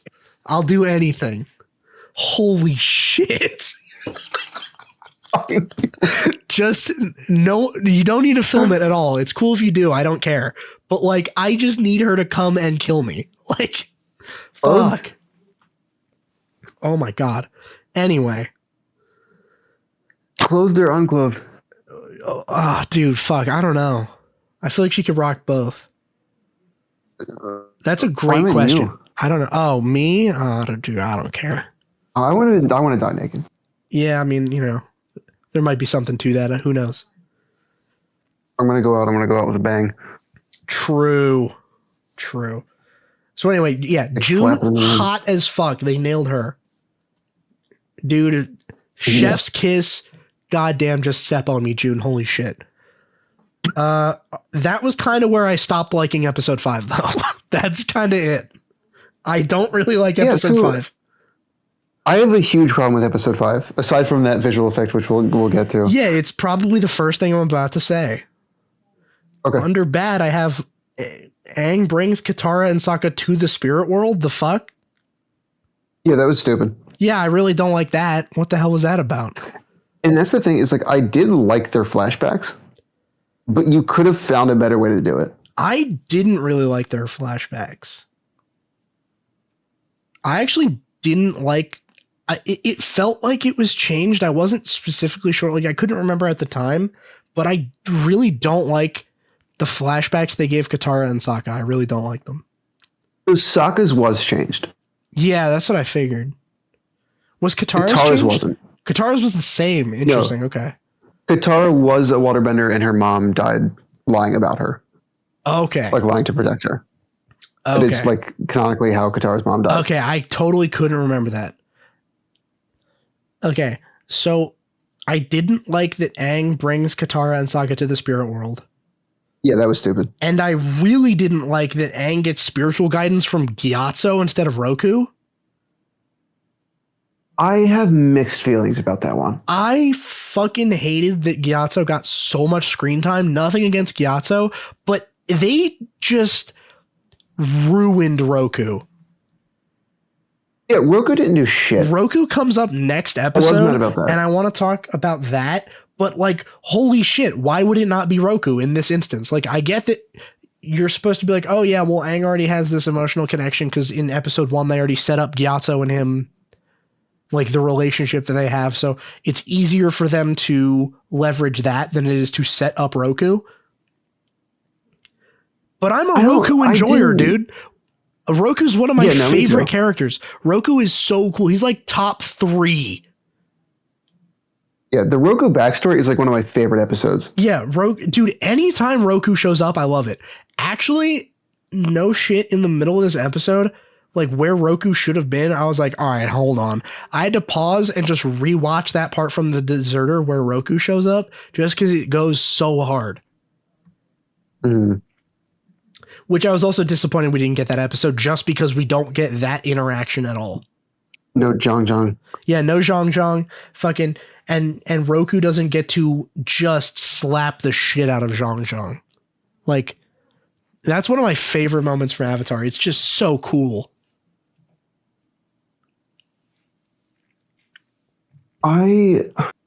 With the Gyatso thing, right? I didn't hate it. Okay, so I didn't hate the idea that he got to kind of see Gyatso one more time. Yeah, I thought being able to see him one more time is fine. Because we had already taken away so much of the emotional weight with like him not running away. Yeah. Like him finding Gyatso dead, it wasn't only, oh, my fucking father figure is dead. It was my father figure is dead and I ran away and never saw him. And he died because I ran away. I'm the most powerful bender on the planet and I wasn't there to help him. In fact, there is a line that goes hard as fuck in the cartoon version of the Invasion of the North that I think didn't make it over to this version that is so cool. It's where they can see the warships coming over the horizon. And Aang said in the cartoon version, Aang says, as like the Fire Nation is approaching, he goes, I wasn't there when they killed my people at the Southern Air Temple. This time I'll make a difference. Yeah. Yep. Like, yeah, he's fucking salty that he ran away and he's like, it's my fault that they're dead. And like, he's a little bit right. Like he probably would have died with them, but at least then the cycle would have continued and the Avatar would have stopped them. The next Avatar would have stopped them. Yeah. But no, they all died. And that's why everybody hated him too. Yeah, is because it wasn't just like a kid abandoning his duties, right? It was he stopped the cycle. Yeah, it's because he didn't die. Like if he had just ran away into the storm and drowned immediately, he would have reincarnated and it would have been fine. It wouldn't have been this 100-year-long war. But because he was frozen in the iceberg, the cycle couldn't continue. And that's what really the problem was.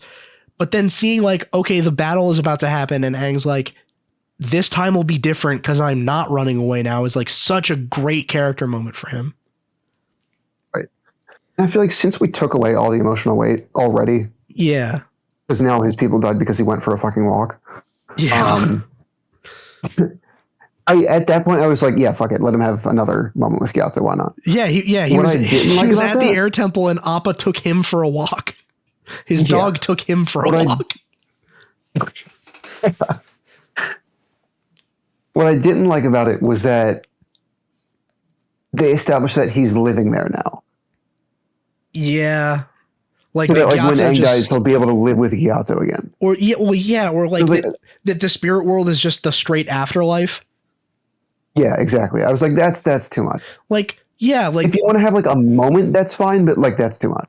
Yeah, it being like this thing where like, oh, all of the spiritually enlightened just go to the spirit world is like, no, that's kind of just avatars and people that are massively in tune with the spirits. Like, and they kind of did that in Korra. Yeah, that's one of the only things that I like from Korra is that Iroh is in the spirit world. But they set that up like all the way back in Avatar. Yeah, is because when he sees Roku's dragon. Yeah, like Iroh is just set up as like he knows more about the spirits. He sees Roku's dragon. He can see spirits. Yeah, when Zhao is about to kill the moon spirit, Iroh's like, "Hey, listen, fucko, this whole war is like great or whatever, but if you kill that spirit, I will end you." Yeah, that might be my favorite line in season 1. Actually, it's so sick. He's like, whatever you do to that fish, I do to you tenfold. Yeah, whatever you do to that spirit, I will unleash on you tenfold. Let him go. Yeah, it's sick. It hits so hard. Like, yeah, that is Iroh. He's like, yeah, listen, we're on the same side, but you are attacking the earth itself, bro. Like, the Fire Nation needs the balance of nature as well. That Iroh wasn't like on their side, you know? Yeah, he was his own guy. He's part of like a whole fucking underground society that was never. He's part of the White Lotus. Yeah, but like, it was like, okay, yeah, he doesn't drink the Kool-Aid. It's the culture he's in, but he's wise enough to see past it. He's not in the Matrix. You know what I mean? He's like, okay, listen, killing the moon spirit just so you can beat the water tribe is not worth it, bro. Mm-hmm.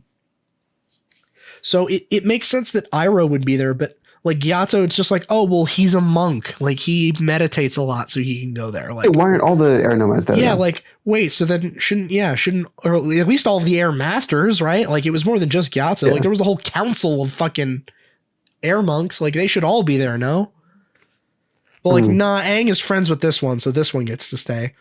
Like, I don't think that's how the spirit world works, dog. Like, Gyatso is at the fucking pearly gates to the spirit world. He's like, yo, I'm Aang's +1. And they're like, all right, you can come in. They're like, all right, you can come in. He's the... yeah, whoever is the bouncer to the spirit world is like, yeah, you're good. You can go in. But like, he's just turning all of the other dead air nomads away. He's like, no, straight to hell. Directly to hell. Yeah, so overall, I really don't know how to feel about episode 5 because I don't like that Aang brought them to the spirit world. I don't like that it was Gyatso instead of Roku. I don't like that they doubled down on this rule that Aang can only talk to past avatars in their temples. Like, yeah. I can only talk to Kyoshi when I'm at her shrine. I can only talk to Roku at his shrine. I can only talk to Karuk at his shrine. Like, no, he could call upon them whenever if he just meditated hard enough. That was the whole thing with the lion turtle at the end of book 3 is like, he's just there and he just talks to like as many as he can. Like, yo, do you think I can end this without killing him? Like, they were always just a resource that he could call on if he just was smart enough to do it. Right. I think Sokka's new backstory, I don't like that his dad is actually disappointed in him. I thought that was kind of a weird change. Yeah. I really didn't like that. That like in the original, like his arc was, oh, he doesn't want to disappoint his dad and he just thinks that his dad is disappointed. But then like they catch up to him and he's like, no, you guys are actually like, yeah, why would I be disappointed? You guys are sick. No. Yeah. Like he catches up. Yeah. He catches up to his dad and they're about to go launch the invasion or whatever. And he's like, nah, dude, you've made me proud. Good on you. Like, and then it lets Sokka move on. Like he gets closure from this, like, oh, his dad is disappointed in him plotline. And then he can go on to the whole, like, forming his own identity within the team thing. Right. Like book 1 was like, okay, he's a bit of a sexist and ignorant because his culture is just so sheltered. Book 2 is like, well, his dad still is maybe disappointed in him, but not really. And then finding that out helps him grow as a person. And then book 3 is, well, I've surrounded myself with all the strongest benders on the planet and I'm just a guy with a boomerang. But then they're like, okay, so now his dad is actually disappointed in him and they show it. Right. Which I don't like that change. That was about all I had for episode 5. I got 2 more quick things. Yeah, go for it. Returning to just my visual effect thing. Oh, yeah. The visual effect for them being in the spirit world fucking sucks ass. I was going to say specifically, though, when they're blue. Oh, Ko? Ko looked like shit. I didn't like the way Ko looked, but I didn't think it was horrendously bad. The scene when they like fall out of their bodies and they're all blue is so ugly. It was bad. It fucking a lot of the spirit stuff was bad, but like, I thought Ko was the single worst thing in the show. Yeah, I don't know. Visually. I wasn't a huge fan of just the way they handled Ko in general. All right. So Ko wasn't nearly as intimidating. Yeah, Ko wasn't scary. Ko was just like this thing that's just there, like. And like he wrapped up Sokka and Katara, right? Yeah, in some spider webs. But then there was no urgency. Yeah, the sense just kept kind of fucking around and going to different people. Like, oh, how do I get him out? It's like they were there for like. What, like 24 hours? They kept emphasizing how like dire it was, but then Aang just didn't match that same energy, which was weird. Yeah. And they didn't like in the original, it was like Ko was like this primordial fucking spirit that will just like fuck your whole life up. He'll steal your face. Like he was like a force of nature, whereas in this one it's like he's just kind of a dick that lives in the spirit world. Yeah. Like, it's really just like if the spirit world, Ko is just like an asshole neighbor. Like, that's it. Like, okay, Ko kind of sucks in this one. The other thing, my biggest problem with this episode, by far, what the fuck happened to Heibai? Yeah, they didn't let Heibai do anything. He never solved the problem. Yeah, they just left. It was like, oh, the forest is dead. The forest spirit is angry. And all the people are and missing. And he never fixed it. He gets the people back and leaves. Like, okay, but Heibai's still pissed. Like, Heibai is still on a rampage, bro. Acorn, right? They found the acorn at the beginning of the episode. Yeah, he plants it at the shrine and is like, in 10 to 20 years, this will be solved. Like, by the time... thought what they were going to do was, like, he was going to show Heibai the acorn and he was going to turn into the panda like he's supposed to do. Yeah, like it happens in the show when it's good. Like, they set it up and they never did it. Yeah, it's super upsetting. They just forgot.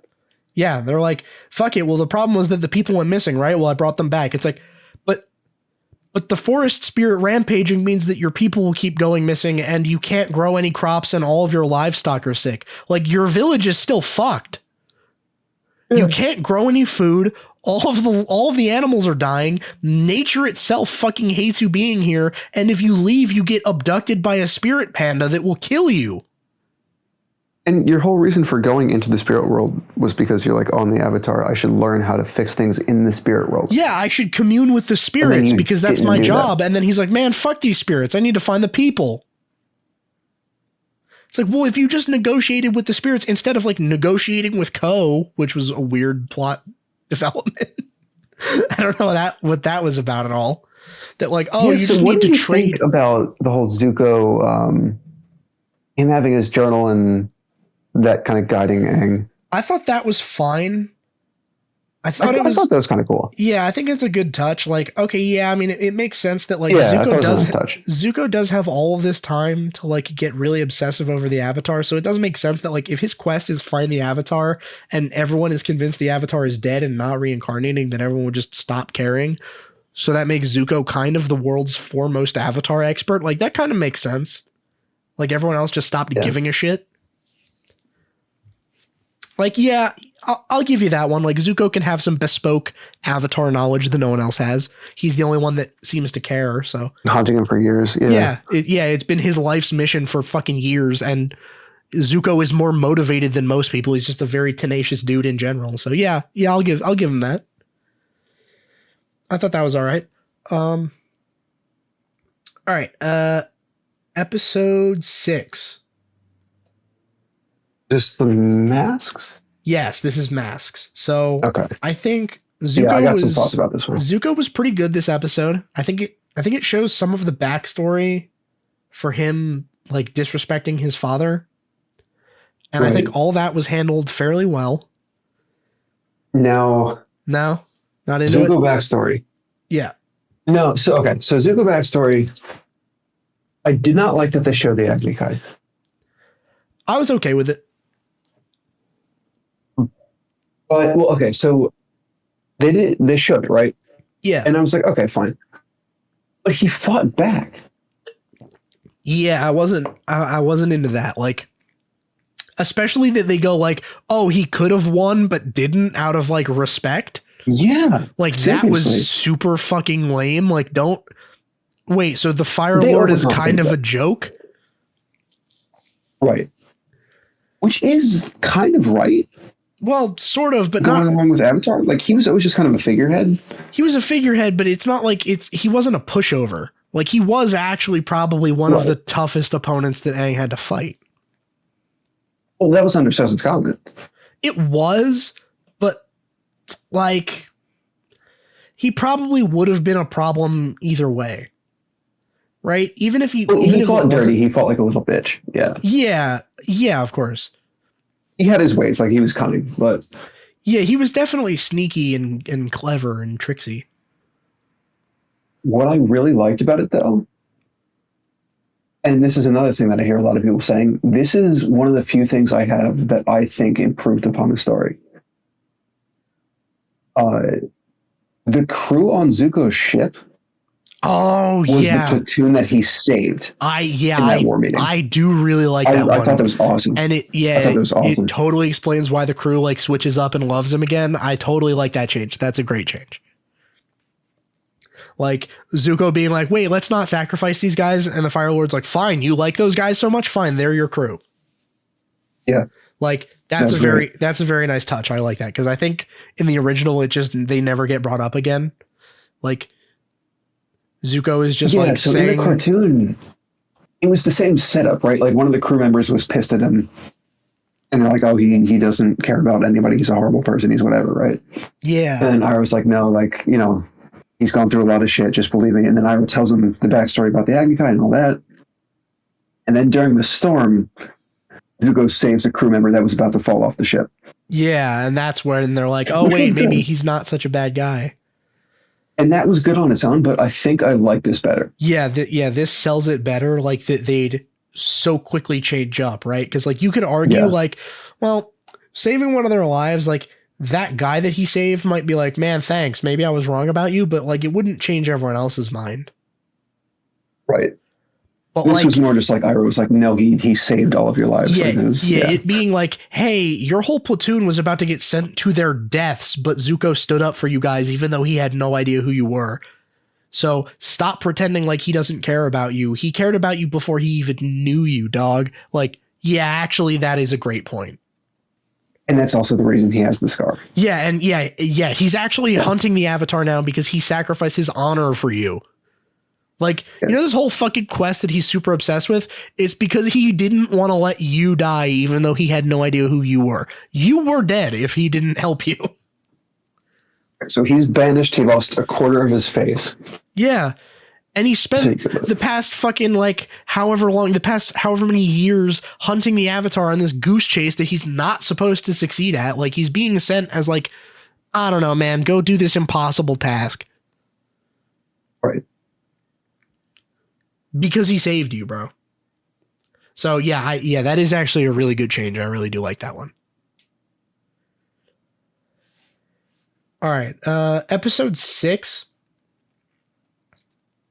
All right, we're already talking about that. Yeah, so that happens. That's a really good change. I do like that one. I feel like the Fire Lord was just generally pretty cool this episode. Like Daniel Day Kim really gets to be the Fire Lord in this episode, and I thought that was pretty good. Like I feel like he really sold it. What did he do in this one? I forgot. This one was where he was just kind of flexing like, oh yeah, I'm the fucking Fire Lord, come to the meeting. What is the backstory part? Yeah, the backstory. Yeah. He got to do a lot of cool stuff there.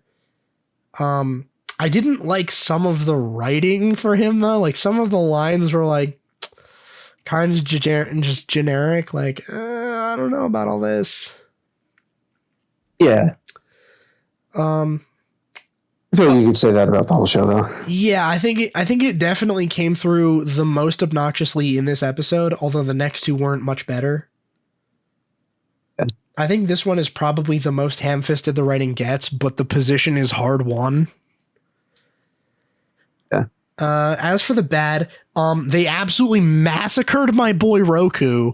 Unforgivable. They totally ruined him. He fucking sucks in this version. Yeah. Like Roku was really lame. Aang gets to go see Roku, and Roku is a total clown, just like joking around the whole time, not taking shit seriously. Like, oh, well, you know, whatever, bro. Like, hopefully you save him, but, you know, maybe you don't. Who needs friends anyway? Yeah. Like, no, dude, what the fuck? You're Roku. Be cool. But he just wasn't. Like, he just was not serious about helping Aang, which is totally out of character for Roku, because Roku was like incredibly helpful to Aang whenever he talked to him. Right. Like, Roku, you know, he just abandoned his friends in the spirit world to come talk to you, and you're just like, I don't know. I mean, Ko has him. I wouldn't bother. Ko has your friends? Oh, well, I mean, I'd consider them dead. You can always make new friends. And then he's like, no, I kind of want my old friends. He's like, all right, fine. Like, thanks, Roku. The fuck? Like, you're like a 90-year-old wise Avatar man. Like, you should be fucking more helpful than this. And then, oh yeah, I think after they break out, after Zuko does the blue spirit shit and they break out, and Aang has to save Zuko because he's unconscious, that whole sequence takes way too long. Yep, that's what I was going to say. Aang fucks around for way too long, considering Sokka and Katara are dead any second. If they're like such good friends, why does he keep like pausing to wait for Zuko to wake up from being knocked unconscious to talk to him a little bit more? I really didn't like that for that reason, yeah. Because he just waited too long while they were in the fucking cocoons or whatever. Yeah. But also, like you were talking about earlier, where like they just went way too heavy with the Zuko redemption setup. Yeah. Like in the cartoon, right? He waits with Zuko until he wakes up. And then he dips and then immediately. Aang says something. Yeah. And then like, Zuko doesn't say a word. Yeah. He throws a fireball and fucking leaves. Yeah, he's like, hey, do you think if we had met under different circumstances, we could have been friends? We could be friends. And Zuko fucking attacks him and Aang is gone. And Aang doesn't come back. In this one, they had a back and forth conversation. Yeah, they had like three. They had like three conversations. Like in the original, it's like, oh, and Aang leaves because he has better shit to do. Aang leaves because he has better shit to do. The better shit being Katara and Sokka have the cold. Like they have the flu. Yeah. He's got to go help them. Like in this one, it's like he dicks around for several hours longer and they're dying. Yes. Like what the fuck? He saves Zuko after he gets shot by the archer, drags him away. Zuko wakes up. They talk a little bit and then Aang knocks him out again. All of the soldiers call off the search. Zuko wakes up again. He says something. Aang knocks him out, I think a second time, puts him in the boat, and then he wakes up a third time, and then they still talk, and then he pushes the boat away and then finally leaves. Okay. Like, that just took way too long, bro. Like, Aang is just not believable as, like, him caring enough to go back and save his friends with the amount of time that he's just waiting to talk to Zuko. Yeah. And then the other thing that I didn't like was this is the episode where they go all in on the Fire Lord dies on the hill that compassion is a weakness, which is just generic bad guy shit. Yeah. Like, anytime they have an opportunity, like, this is just something that irks me in general, is when someone, like, when a story is writing a villain and they have to give him a motivation, it's always the same. It's always they just say, okay, the villain thinks that strong people naturally kill and exploit weak people, and that's the way of the world, and that means they're entitled to do so. Like, that's like the sign that your villain is poorly written, is out of nowhere they just start talking like that. I see this in so many different things. Like, so many different stories will be like, fuck, we don't really have a reason for the villain to be a bad guy. And they're like, okay, fuck it. Just say the weak are subservient to the strong. Like that means anything? Because it just sounds evil. I hate that. Yeah, it bothers. And I also hate the yeah, it bothers the shit out of me. The humanity is a disease is like the other. Yeah. Fucking, that's the new one that I can't stand. Yeah. Like it's always just so just generic, just drop a villain trope in. Mm. Like, oh, well, you don't understand. I'm a bad guy because I'm strong, and strong people are supposed to be callous. Like, no, I just don't believe that as a motivation for most villains, unless you set it up that way. Like, that can be good, but 99% of the time, it's not set up at all. And it's just like, we need some generic bad guy dialogue. It's like, generic bad guy dialogue is like a 3-way coin flip between the humanity is a disease thing, strong kill the weak, and telling the hero, like, you and I are the same.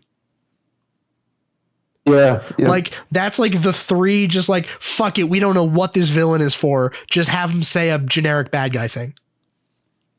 Mm.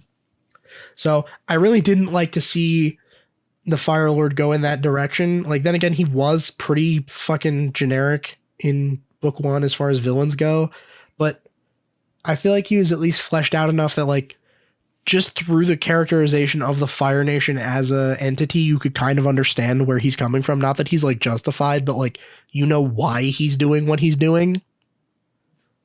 Right. Is like, they kind of, I can't remember when, but I remember they explained some of, I think it may have been Zuko talking about like how the Fire Nation can live with like what they're doing. He's like, well, to them, it just, they seem like they think their culture is so much better that they need to dominate the world with it. Like they need to force everyone to share their culture because they're just a very intense people. And they're like, fuck it. Our culture is just so self-evidently the best that it should dominate the world. So them trying to resist is us actually, we're helping them by spreading our superior culture, which is like the cope reason that they tell themselves. But Yeah. It at least is like, yeah, I mean, I can imagine if you're the Fire Lord and like Sozin is your dad or whatever, like you could probably believe that. Yeah. Yeah, and then the only other bad thing I had from this episode is still just Monkey Otto totally stealing all of the spotlight from Roku. Yeah, there was really no Roku in the show. Yeah, they totally just fucked Roku. They just dropped the ball on him completely, I think. Yeah. All right, episode 7. Episode 7, I feel like the action with Azula was good. She doesn't have a lot to do, but when they gave her action scenes, I at least thought they were well done. What did she do in this one? In this one, I think it's she's training and fighting the Earthbender like prisoner guy. And then I think she might even have another duel. I don't remember. Oh, you know what? This one might be the one where she shoots lightning. Oh, okay. I remember them like. Did she ever shoot lightning, or did they just like show it starting? No, she shot the I remember lightning. being disappointing. She did shoot it? Okay. Yeah, she did. She was like, so Ozai is like, okay, now, do this test. And she's like, no, I don't want to. This isn't a serious challenge. And he's like, bitch, you dare disrespect me? And she's like, oh yeah, check this shit out. And then she shoots a lightning bolt past him and hits a wall. And she's like, yeah, dude, this shit is too easy. Send me out into the world and, let me go fuck some shit up. And he's like, okay, you know what? Fair enough. You can shoot lightning. Okay. Maybe you can handle yourself. In this episode, we find out that Yue was the fox spirit that Sokka talked to in the spirit world. Yeah. What the fuck was that? I thought that was okay just because they didn't really have a good way to establish that she was like spiritual in some way other than that. I have fox though. I don't know. It's just some sort of... Why not something more related to, like, the moon spirit and the fucking koi and... some sort of Eastern mysticism imagery. I don't know. Yeah. Something like that. But I thought it was good that because knowing where it's going to go, they have to set up that she's some sort of spiritual person. Yeah. So that was not a bad way of handling it. It's like, oh, in her dreams, she can go to the spirit world because she's part moon spirit. Like, okay, fair enough. Oh, I forgot. I totally glanced over. Episode 5, one of the only other things I liked. Unfortunately, we are probably not going to get the library in season 2, but we did get to see Wan Shi Tong again. Yeah. I liked Wan Shi Tong, the fucking wisdom spirit. That was cool. It was cool that Sokka and Katara couldn't speak to him, but Aang could, even though that's straight up just not how it worked in the original. In the original, like, Wan Shi Tong is talking in the library and they can all talk to him freely and it's not a big deal. Yeah. But yeah, I liked Wan Shi Tong back in episode 5. So episode 7, Yue is in the spirit world. That's pretty cool. I like that they at least set up a little bit more about Karuk, the previous water avatar. Like, I like the idea. I did like that. I like the idea that we get to know about him because it's like, as far as past avatars in the original show, we get a bunch of info on Roku. Nothing about him. We get a little bit about Kyoshi, but not a ton. Like, I would have liked more. And we see that Karuk exists, and I don't think they ever tell you his name. You just see him in like one flashback or something. And we get they just like tell you that like he died early. Like that's the only thing you know about him. Maybe I don't even remember that part. And you also get Aang gets to talk to Yang Chen one time in season 3, in fucking book 3. She's the air nomad that he talks to, like, hey, can I do it without killing? And she's like, well, maybe you can, but I certainly couldn't. Even though, you know, I'm trying to be a pacifist air nomad. And she's like, yeah, you know, sometimes I had to kill some people. And that was kind of it. So you got all the Roku shit you wanted, a little bit of Kyoshi, and then not enough of any of the other ones. And in this one, they're like, okay, let's at least set up Karuk a little bit. I don't like the direction they took him, but I like the idea at least to flesh him out. Yeah. I think then we get to the bad, and the first thing I have is Karuk just kind of sucks as a past avatar. Like, he's just useless. The info we get is he spent most of his life in the spirit world fighting evil spirits, whatever that means. And that he's basically worthless because his body is so damaged somehow. But like, he took on Ko, right? That's like the only thing they mentioned in the cartoon, and I think they mentioned it in this one too. Well, maybe, but Roku is the one that definitely tangled with Ko. Yeah. Like, Roku in this one is he's definitely... the one that pissed off Ko. Yeah, well, because Roku fucking stole the idol or whatever.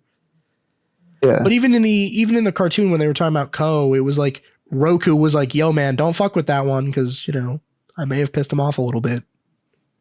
Mm. You know, we've all, you know, interacted with Ko a little bit.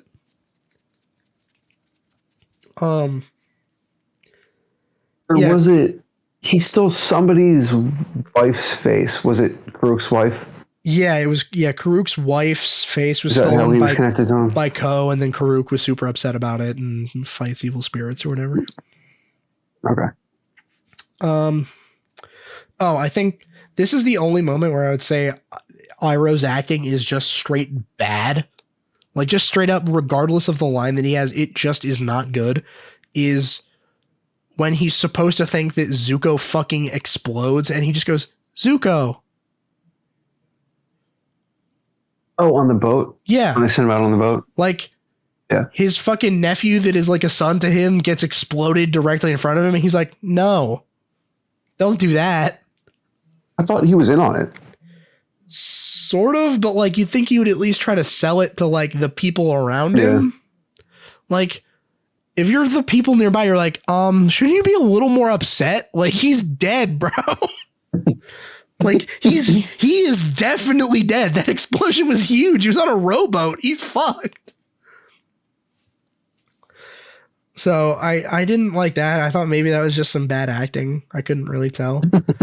And then in episode 7, it hit me that all the way up until now, episode 7, Aang has not said a word about learning another element.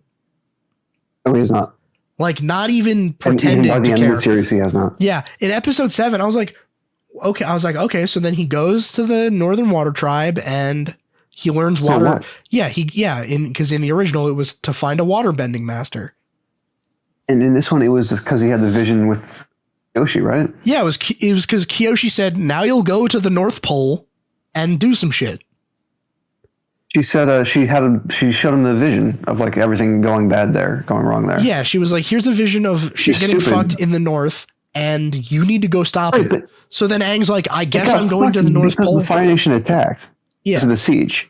Yeah. But if he wasn't there, well, they actually attacked, so. Well, no, they actually sort of explained it that like it's weird. So Zhao was being sent. Yeah, Zhao was being sent there no matter what. Although Ozai didn't know he was planning on killing the move. He was being sent there on a suicide mission so that they could capture Omashu. Yeah, you're right. So I guess they would have attacked, but that's the other thing we haven't talked about yet. Is Zhao? Yeah, what did you think about Zhao? He was all right. I feel like they really gave him a ton of screen time. I'm cool with the character. Fucking hated him. Yeah. Why is that? I just thought horribly miscast. Okay. No, not miscast like visually. Like the guy looked. Yeah, the guy looks like the Zhao, part. Yeah, sure. for sure. Yeah, he looks the part. But like, he did not play the part. Okay. Like the weird, like, whiny, sarcastic voice, like that wasn't Zhao. Yeah, Zhao was a little bit like that's his character. Yeah, but he didn't sound like, he didn't act like that. Yeah, I sort of saw what they were going for because in the original, Zhao kind of sounds too much like a Chad. Where like you're like, okay, it's a facade that he's putting up. Like he's not actually cool like that, but he thinks that he is. Like, I understand the kind of person that they were trying to vaguely gesture at, like the idea of that, like, oh, it's this guy that like Zhao is basically a Fire Nation middle manager. Like he thinks he's the shit, but he's not. And no one around him thinks he's cool, but like they still suck up to him because he's got a little bit of power. So they can't like openly be a dick to him. Like you said, he sounded like a Chad and he acted like a Chad, but you knew he wasn't. And I think it's because of one key scene in the cartoon. Okay. And in this, they took that scene out. And I think that's like, they almost had to spoon feed you that information. Like, oh, he's just, a sniveling little bitch, Yeah, like he's the middle manager of the Fire Nation. He's a fucking... Just because like the way he's a pencil pusher. Yeah. Right. But like, I feel like if they kept this little scene in there, it's a short one. It's just the Agni Kai with Zuko. Yeah, right. Where he just gets dumpstered by Zuko, who's like fucking 16. Zuko beats him? Full grown. While he's still in training. Yeah, right. Full and then grown do you remember what happens there? Admiral. Yeah, he's an admiral and he gets beat publicly. Dude, not only does he get beaten, but then when Zuko's walking away and he has his back turned. Oh, right. He fucking, then Zhao he sneak attacks him and then fucking, like, doesn't Iroh block it? And then Iroh grabs him and puts him on the ground, yeah. Yeah, he's like, hey, listen, fucker, you just lost fair and square. What do? You fucking pussy. A sucker punch after you lost a fair duel? What's wrong with you? There's another awesome line I'm trying to remember. It was, forget the line exactly, but it was something like, and this is how the admiral, the great Admiral Zhao acts or something. Oh yeah, he's like, and this is the face of defeat. Yeah, this is how Zhao acts in the face of defeat. Yeah, yeah, like it's like, well, I totally agree. That's how the cartoon did things. It's like, yeah, sure, he acts like a Chad, but like you knew who he was because of those little character moments that were missing from this live he's action. Like, he's a snake. Like, that's what he's supposed to be. Yeah. He's supposed to be a middle manager, like, power-hungry snake. Like, that's his character. In this one, they were like, let's just make him sound like a bitch. Yeah, they're like, well, people may not get it if we have, like, I don't know, someone like a clone of Daniel Day Kim do it. Yeah. Because, like, that would just be, he's too sick. But, like, I don't know, because that was always the thing, was, like, he wasn't, like, he was never actually cool, but he just projected power. Like exactly. Like in this one, they're like, oh yeah, well you're supposed to know he's a joke because when he has Aang captured and the Blue Spirit has to come save him, he's just obsessed with the guy who's writing the like commentary of what's happening, like making sure the story comes out cool, but he just gets embarrassed. Right. Like it's not a terrible scene, but like we get it. Move on. Yeah. Like, yeah, we get it. He's obsessed with his image. He's not actually cool, right? Like someone that is actually sick like that is not going to be worried about being seen as a cool guy, right? It's like, it's the thing where it's like, if you're cool in real life and you're a chill person, you don't need to go around telling people you're cool and chill. They'll just know. Right. Like Iroh doesn't give a fuck about his image, like going around worrying about his profile. Like he's just Iroh doing Iroh shit and it just works. Like people respect him because he does shit that's respectable. But Zhao is like worrying about his profilicity, all this shit. Yeah. Yeah. So that's a good point though. There was one thing I liked about him. Yeah. Not about him, but like I thought he had a cool moment at the end of the season, so I'll get to that when we get to there. But. Okay. Oh, remind me, in this version, how does he know about the moon spirit again? Like, how does he? Version? Yeah, how does he know that? He just had a scroll or something from a library. He stole it, right? Well, I don't know. So, okay, in the original, he knows because he found Wan Shitong's hidden library.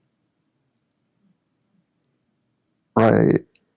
And Wan Shitong tells you that, and you see it in a flashback that Zhao did that, right? Zhao says to set it up when he's explaining to Iroh how he knows, he says, I was in the Earth Kingdom in the desert, and I found a hidden library underground where it kept this bespoke information that fucking the moon spirit exists, and it's a koi fish in the North Pole.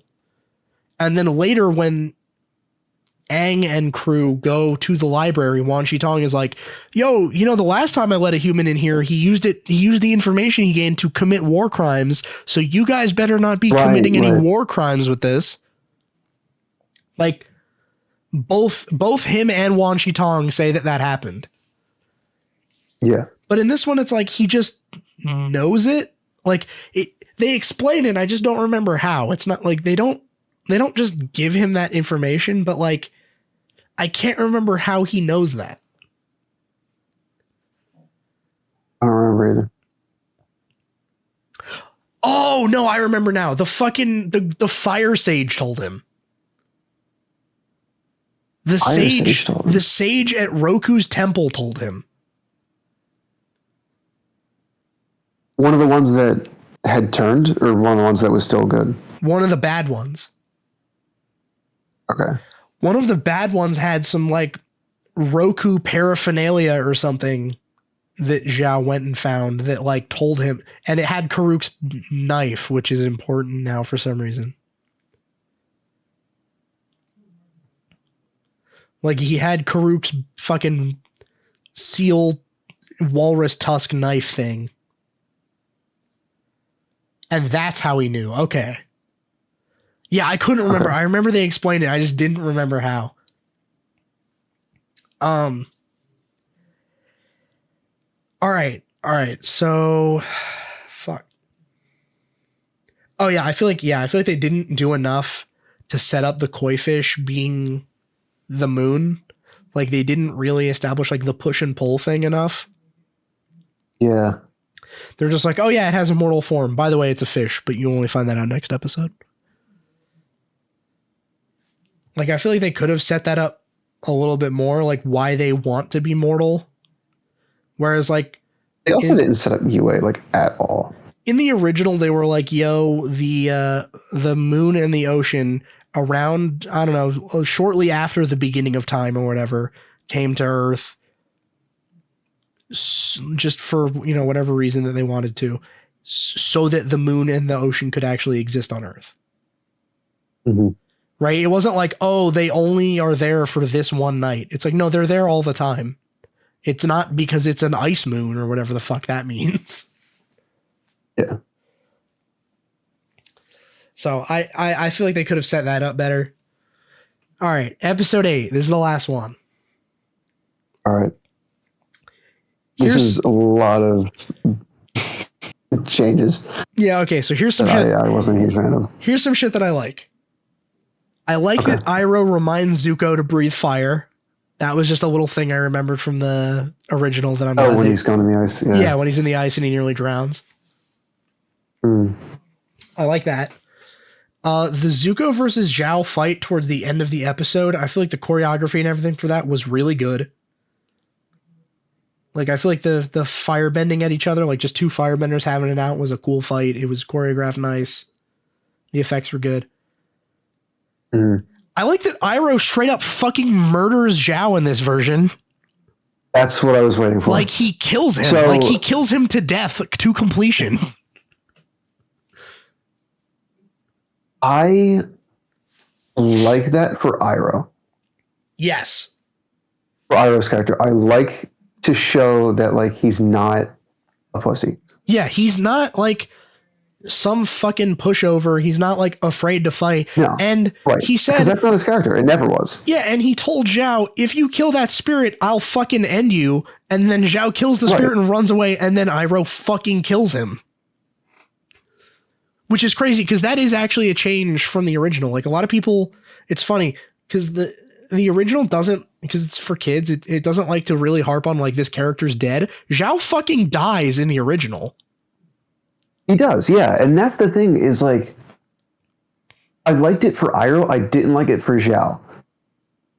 Yeah, well, yeah. Because you remember how he dies, right? Yes, he gets killed by the koi fish when it's returning. Right, and Zuko reaches out to save him. Yeah, Zuko's like, all right, listen, I'll put this aside. Zhao turns away. He doesn't accept it. Yeah, Zhao's like, nah, bro, I'd rather die.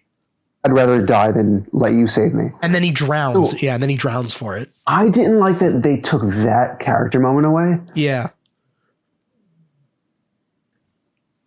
But I did like although Iroh kicking some ass. It just occurred to me now, they actually did give you that scene. What? Zhao and Zuko fight. Zuko wins. No, Zuko wins. Oh, and he's about to come and he doesn't. And then he's walking away, and then Zhao sneak attacks him, and then Iroh fucking kills him. Yeah. So you still get Zhao being a pussy and sneak attacking Zuko after losing a fair fight, and then Iroh stepping in and doing some cool shit about it. You do at least get that, although it's too late, like, because then Zhao's just out of the show. The only thing on that I didn't really like about the whole thing, though, was Iroh tried to convince Zuko not to fight Zhao, and he's like, he's a small man and he'll die like a small death or something. Yeah. I thought, I was like, that's kind of the only Iroh line in this entire adaptation that goes hard. Yeah, I was about to say, like, I felt like when he said that, I was like, damn, I feel like we should have been getting tidbits like this the whole time. Yeah. Like, I feel like Iroh should have just been dropping more wisdom generally the whole series. Yeah. But then they just had their epic fight anyway, and I was like, okay. Yeah. I thought the fight was good. I thought Iroh getting to kill Zhao was fucking sweet. I did like that. And then I did like the pivot at the end that Zhao attacking the North Pole was just to set up so that Azula could take over Omashu. Yeah. Like, Azula leaves after episode 7 and takes over Omashu as a diversion. Like, the thing in the north is a distraction. I like that. She took over Omashu. I'm trying to remember. In the original, it was at the end of the secret tunnel episode. They got out of the tunnels and they saw Omashu had been taken over. Yes. There was no setup for it. Yeah, they never set it up. It was Unless just I'm like forgetting it. They go to Omashu, it's cool, they leave and come back some amount of time later and it's been taken. Yeah. There was no like talking about taking over Omashu or anything. Yeah, it just happens off screen. Then again, it happens off screen because Boomy let it happen. Because Boomy was all about his neutral Jing. Like, Boomy just didn't even put up a fight because, he's like, oh, well, all my soldiers would die.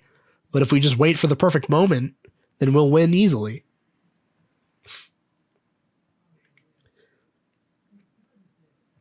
All right, and then as for the bad from episode 8, I mean, it has to be says, what the fuck was that line about, like, we? What? All right, so you remember how Paku just stopped being sexist in this episode? Oh, yeah, and it was really dumb. Like, they took out the whole grandma necklace thing. Yeah, I fucking hated that.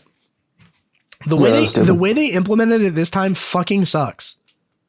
Like, this is exactly, it's funny. This exact plot development is exactly what I worried would happen during Kyoshi Island. They go like, I don't even remember what it was. They go full like Netflix moment girl power, where like Katara duels Paku wins, like Katara loses, and in this version it's like for no reason. Like, I can't really tell what the point of having the duel in this version is, other than like it's supposed to happen just because it happened in the original. But in the original, it was so that he noticed the necklace. And that was what caused him to stop being such a dick, was he realized like, oh, wait a minute. The whole reason that he's a fucking sad, miserable man is because this girl that he was supposed is because this girl that he was in an arranged marriage with that he actually did love fucking ran to the other side of the planet because she hated what her culture was forcing her to do. And he's like, damn, I'm still perpetuating this shit that ruined my life fucking 6 decades ago or whatever. Like, maybe I am being a bit of a retard. It was that, and he realized that she lost the fight, but she was a 14-year-old holding her own. Yeah, he was like, I had to actually fight her, and I'm like the baddest waterbender on the planet at the time, other than like maybe that old lady that can bloodbend. Oh, Hama's fucking awesome. Yeah, like Hama and Paku are like top tier waterbenders. Like, who else is there? Like Aang, but Aang didn't know yet, and Katara. Like, those are the top 3. Mm. I mean, maybe the swamp benders. I don't know. Yeah, maybe the fucking. Yeah, maybe tastes like chicken guys. Maybe those guys. But so in this version, like they duel. Paku still wins because obviously it would have been fucking unbelievable if he lost. I would have just stopped watching. Yeah, and then like. Some time passes and then he's like, no, it's cool. You should really just know your place though, fucking woman. And then Aang says the most base shit ever in this version. Like, what the hell, bro? She's like, dude, what the hell? Paku says I shouldn't fight in the upcoming war because I'm a girl. And Aang's like, maybe he's right. I don't remember any of this. So Katara is upset because Paku is like, no, you shouldn't fight in the war because women don't fight in the war. My culture says so. And Aang is in the middle of his like, I can't let my friends get hurt thing. So Katara's like, what the hell? He won't let me fight. And he's like, I don't want you to fight either. You might die. So she's like, what the hell, bro? Women can fight too. He's like, you shouldn't though. Maybe you should go back to the kitchen. Like Aang is accidentally like fucking red pilled. Like he gets to the North Pole and learns 0 waterbending and takes the red pill from Paku, which is crazy. That's a crazy rewrite of the story. But then like the Fire Nation attack starts and Paku is like, okay, well, you know what? Fuck it. Katara, you can just be a master now and I'll give you your own platoon of people. And also, she's arguing with him. Like, the start of his changing of his mind is like, they're arguing about it. And she's like, well, we should be able to fight. And he's like, we. And then it cuts to the wide shot where every single female waterbender in the entire village is lined up to fight, even though like half of them are fucking elderly. And it's like, yeah, that didn't happen in the original because that's fucking stupid. Like, Katara shows up to this village and she fights Paku and loses, and then every single woman in the village at the same time is like, yeah, bro, she's right. We should all be able to die at war. Yeah, did you see the way she lost? That's inspiring as fuck. Hell yeah.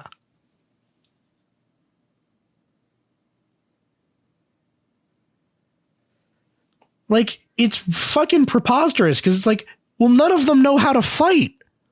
Like, just by the world building that we've already set up, like, none of them, all they know how to do is heal. Why would you put all of your healers on the front lines? Go repair the wall with your waterbending. Do they know how to do that? Can they? What the fuck? In the original, it was like he just made an exception for her and was like, okay, I'll stop being so anal about this. Like, I'll stop being such a stickler for the rules. And like, yeah, okay, if a girl wants to fight, she can fight, but not like, all right, fuck it, I guess we'll draft women too then. Like, whoa, what the fuck? Katara, maybe you don't want to do that. Draft the elderly. Yeah, exactly. Draft the elderly women, bro. They should be in the trenches with all of the other military age men. Fucking actual equality, bro. This is what you wanted. Now go get them.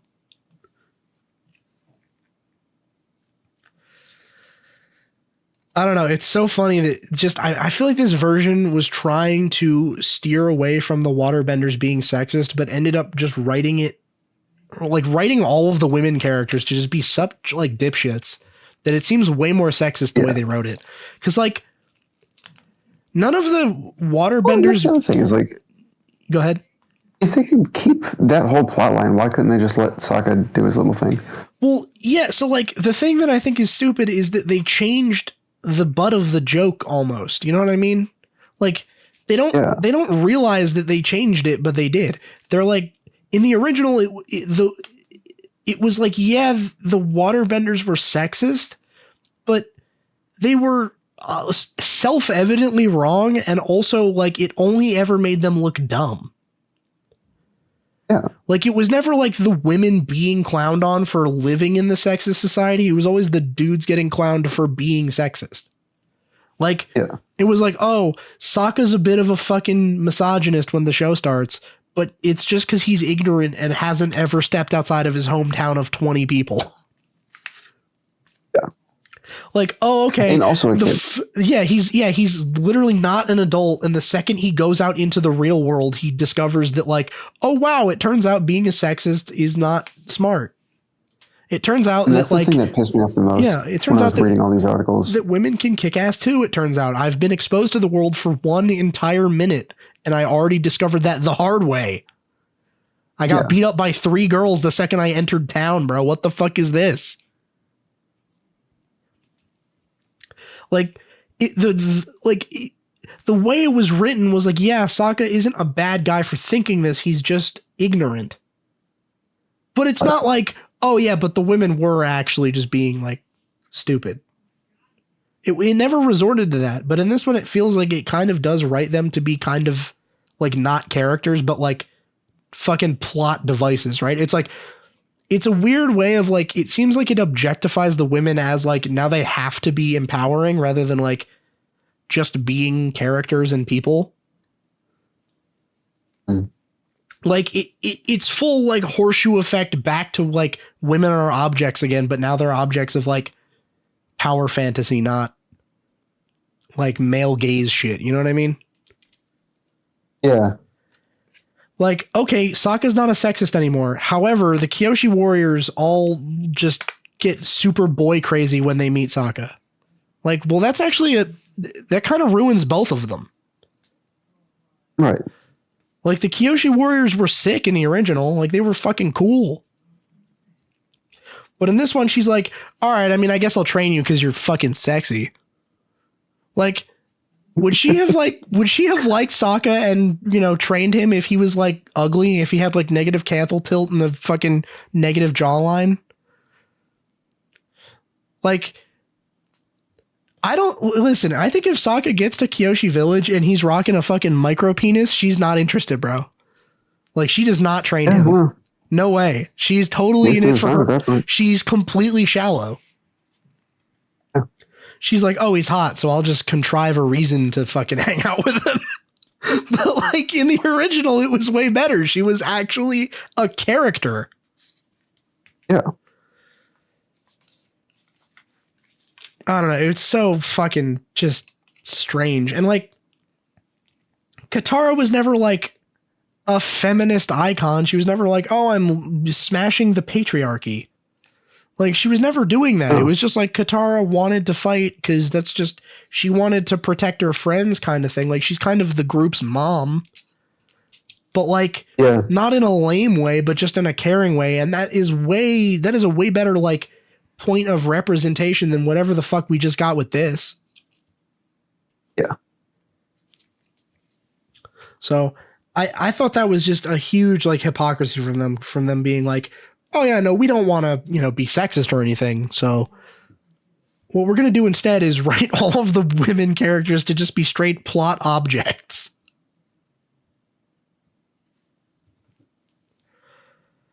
And also that scene is just cringe as fuck in general.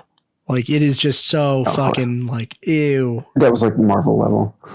Yeah, that was the end of Endgame. Fucking all of the women have to form up around fucking Tom Holland. So, Thanos. Yeah. Yeah, Spider-Man doesn't have the strength. He needs the girl power to fucking carry the Infinity Gauntlet or whatever. And then also just a couple other bad things from this episode. Momo is part moon spirit now, confirmed. Yes.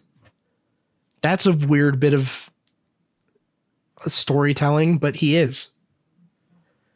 Momo fucking dies somehow. He had a fake out death to... It was just what revealed the fucking Oasis, kind of. I guess. Yeah, it was the first thing Momo did in the entire season, and it was die. Yeah, he fucking dies, and like Sokka's he landed on Sokka's head. I guess. I mean, I didn't remember that up until you said it. So did it really happen? Like, does it matter? Fucking like, so then Sokka picks him up and it's like it doesn't look good at all. Like it looks hilarious. No, it's bad. Like they might as well have given him X's for eyes, how like cartoonishly dead he looked.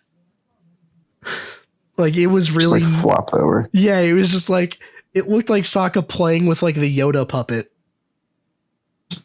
Like he was clearly just like, what he was holding was not convincing at all.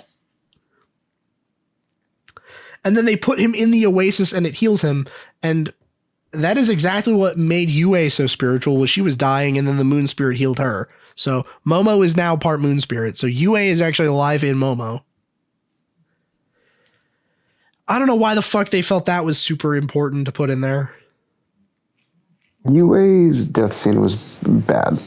Yeah, I didn't really like it. Really bad. Yeah. There's no setup for it. And, because in the cartoon, she told Sokka the story. Yeah, like the night before. Yeah, like 2 or 3 episodes in advance, I think. Yeah. Like, she sacrifices herself at the end of the last episode of the first book. And she tells him, like, I think at the beginning or like middle of the episode before that. She's like, oh yeah, when I was a kid, I was super sick. And then my fucking dad prayed to the moon and it saved me. And then Iroh even pointed it out. Like Iroh pointed out like, oh wait, you're part spirit. Because he's Iroh and he knows. Yeah. Yeah, I wasn't super crazy about that. What the fuck? Why did everyone pretend like Aang going into the koi fish there was him killing himself? I don't know. It was weird. They kept being like, he's sacrificing himself. It's over. Aang is literally like, as far as the visuals go, that one was pretty cool. But yeah, I mean the koi fish, just the writing around it was weird. Yeah, as far as the effects, I mean it was fine. It looked good. It looked good. It looked like it would be fucking shit up. It looked like it would be scary, getting hit with all the fireballs and just not caring, just Chad walking through them. Mm-hmm. But they kept being like, oh my God, he's sacrificing himself for all of us. And it's like, yeah, you know he's not going to die though. It's season 1. It's called The Last Airbender. Aang's not going to fucking die here. Like, you already know that's not going to happen, so I don't understand even pretending like that's on the table. Like, the story could fucking go on without him. Like, there's no way.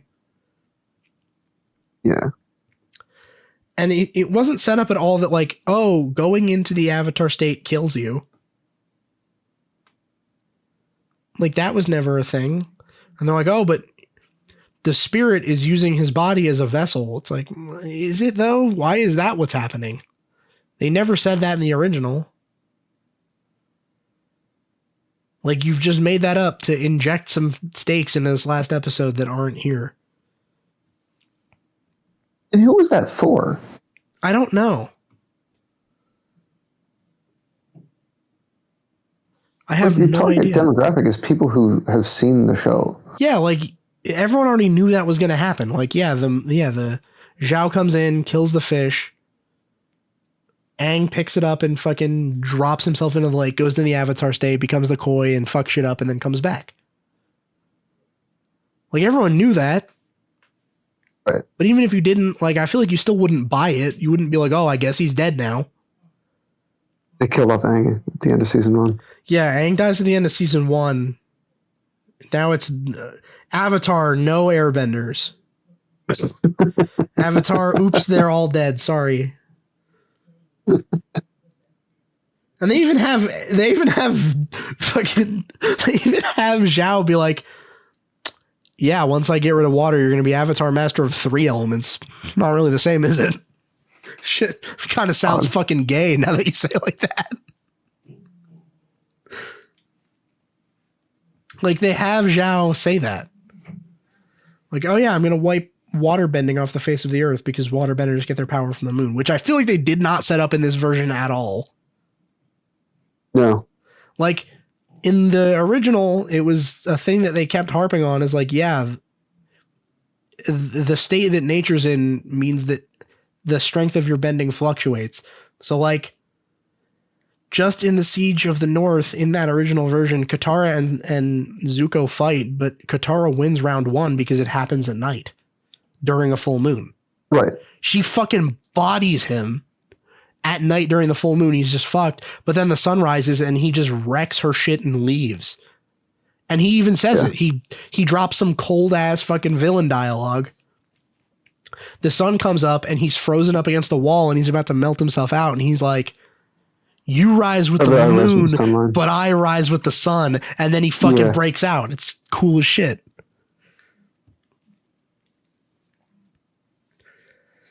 Yeah, so I didn't like that the Avatar state, like, koi fish thing was him sacrificing himself just for it to not be that, but everyone just thought it was for no reason. Like, no one had any reason to believe that.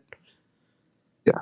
So then so then when it doesn't happen, there's no real reason for it not to, other than like, oh, but Yue replaced the thing, so it's fine now. Now Aang doesn't have to die. It's like, I guess, but why were those even the stakes?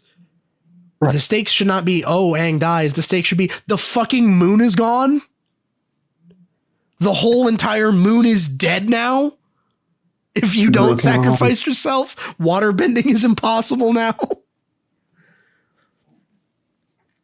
Like, those are the stakes, not like, oh no, Aang is sacrificing himself. Not, oh no, it's the unknown. All right, and then the last thing that I had as a bad for this episode, and just the series in general, I guess, is it was at this moment that I realized Aang did not learn a single thing at all from Pakku. Ever. No. Other than the red pill. He's a red pill bender now. Because Pakku tells him Katara belongs in the kitchen, and Aang said, maybe she does, because she's safe there. But that's all he learned. He didn't learn any bending at all. Like, did not even pretend to try. Was just like, no, I'll just do it all with airbending. Who cares? I'm an airbending master. Yeah. I thought it was just... Yeah, I thought that was a huge fuck up from the writers. Just seemingly forgetting that Aang would want to learn all the other elements. Like, there was a little bit at the beginning of book 1 where he was kind of stubbornly not being like, oh yeah, I could do it with just airbending. But like, he realizes like, no, part of your job as the Avatar is learning all of them. Right. Like, he was down to learn firebending in book 1. Yeah. He was like, yeah, let's go to the Fire Nation for 1 episode just to find Zhang Zhang, because obviously it's going to be hardest to learn firebending because all firebenders on the planet want to kill me except for like 2.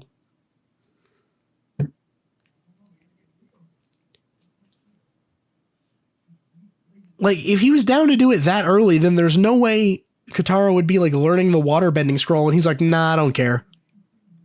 Yeah. Aang, I have this scroll of these techniques for waterbending that have been passed down my culture, my fucking civilization for countless decades, just generation to generation. Nah, I don't care. Nope. Don't give a fuck. yeah, exactly. He's like, nah. Sounds boring. Fucking lame, probably. What am I going to do? Splash the Fire Lord with water? It's like, well, I mean, he bends fire, and water is the thing that directly counters fire, so you'd think, like, nah. Nah, no, don't wanna. Boring. Like, Aang, what the fuck?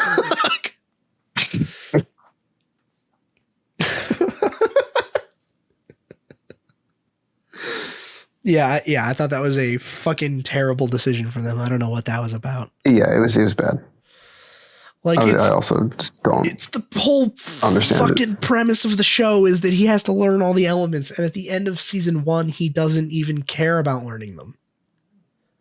Like, what's his goal now? There's no mention of it. Yeah, like they don't even end it with like, and now I better go learn them. Like they didn't even do that.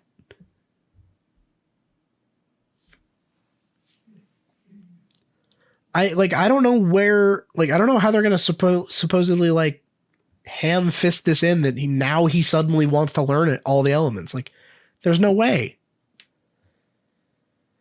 He's going to do it just to spite Zhao for saying he's gay because he only knows 3. He's going to be like, that motherfucker thinks that fucking Zhao, that little pussy ass bitch, that small dick loser thinks that I only know 3 elements. I got to learn 4 because it sounds cool. Sounds better. Master of all 4. Yeah, master of all 4 elements sounds better than master of 3, I guess. Master of 3, I guess, and 2 of them are vestigial. I don't use them. I just bend air anyway. It's not nearly as cool. So, yeah, I don't know. What would you give this first season, like, as a score out of 10?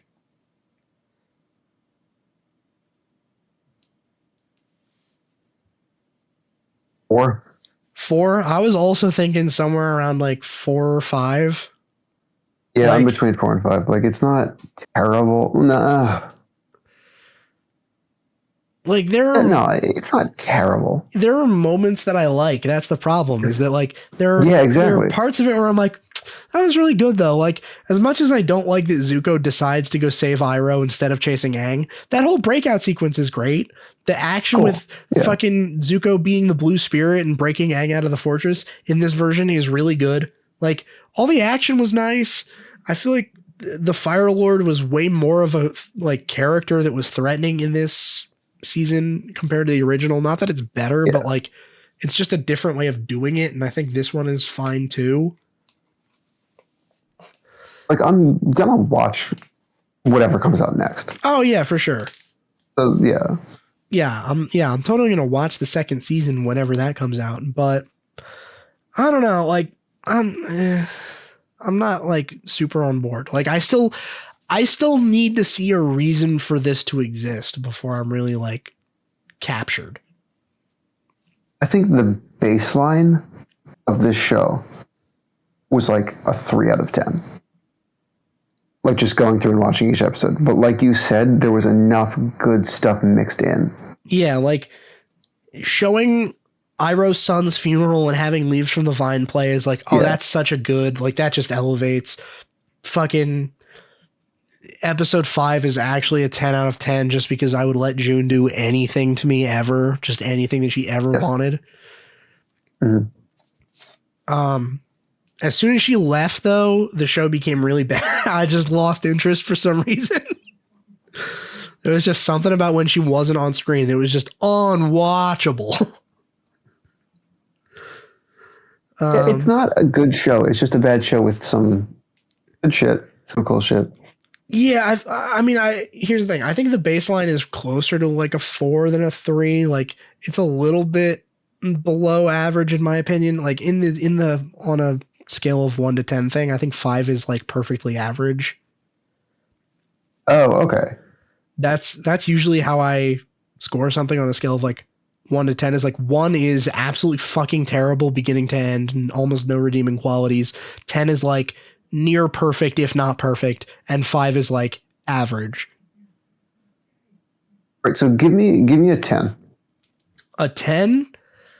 All right. A 10 out of 10, I think, is anything that I would consider like my top 5. I think all of my top 5s are like arguably 10s, or at least like subjectively 10 in my opinion. Is like One Piece, the original Avatar, Vinland Saga, JoJo, shit like that. I think that was what I was going to ask. Is the original Avatar 10? Yeah, so, I'd say I think so. Yeah, I agree. Yeah, I think the original Avatar is a 10 out of 10 for sure. Like, if we're putting the original Avatar at 10, then I would put this at 5 as an average show. Yeah, I think 5 is like it's still stick with 4. Yeah. Yeah. Yeah, I think overall it has enough. It has enough holding it back where like I think the acting is generally not great from the main cast. Sokka has a really fucking hard time because he doesn't have a whole lot to play with. Like, they just did not write Sokka to be funny this time around for some reason. No, they did not. Like, and it's really stupid. Even when Sokka wasn't the one delivering the line, they could still be funny around him, right? That was the thing that I noticed is like they kind of forgot how to be funny. Because in the original, it was like Sokka could be the joke or be delivering the joke. There's one line in the original version of the Invasion of the North that is just a really funny bit. It's after Katara gets upset at Pakku for not letting her fight before she duels him. All of them are hanging out at night, and Sokka is like, man, fucking UA is being so weird, man. I don't know what to do. I have all these girl problems, right? Yeah. And Aang is like, yeah, but, you know, like, Katara isn't being allowed to bend or whatever. She isn't allowed to fight. Like, that is, you know, Pakku's a jerk. He's being a big, stupid jerk. And then Katara is like, yeah, but here's an idea. And then her and Aang come up with this idea that whatever Aang learns from Pakku, he's going to come home and teach Katara that same lesson that night. So that way she still gets to learn. But it doesn't like fuck over Pakku's whole thing. Right. And they're describing this idea. And then Katara's like, yeah, you get to learn waterbending and I get to learn waterbending. Everyone's happy. And then Sokka's like, I'm not happy. And she's like, you're never happy. Yeah. That's a good bit. That's a good joke. And it's not even Sokka delivering the punchline. No. Sokka did not have one single moment like that this whole season. Like, he still had to be the comic relief, but with no jokes. Like, just from book 1, there are tons of just great Sokka moments where he's just saying funny shit. Well, I mean, we got book 2 coming up, and that means they have a choice to make. Yeah. Do they make him trip balls off the cactus juice? Or they can not have cactus juice. Do they have him trip balls off the cactus juice? It's the quenchiest. But like, there's great book 1 Sokka like funny moments. Like in that one episode where they're doing the Kyoshi murder mystery thing, and he loses his boomerang, and they're at the store like buying groceries or whatever, and he's like, "Man, I don't know what I'm going to do without my boomerang. I mean, I'm kind of the boomerang guy." And then the guy running the store is like, "All right, here's your change, ponytail guy." And he's like, "I don't want to be ponytail guy." Like, that's a great bit. Why aren't we getting Sokka moments like that? Like, the fortune teller episode is a goated Sokka episode. Yes, the science. Yeah. Can your science explain why it rains? Yes, it can.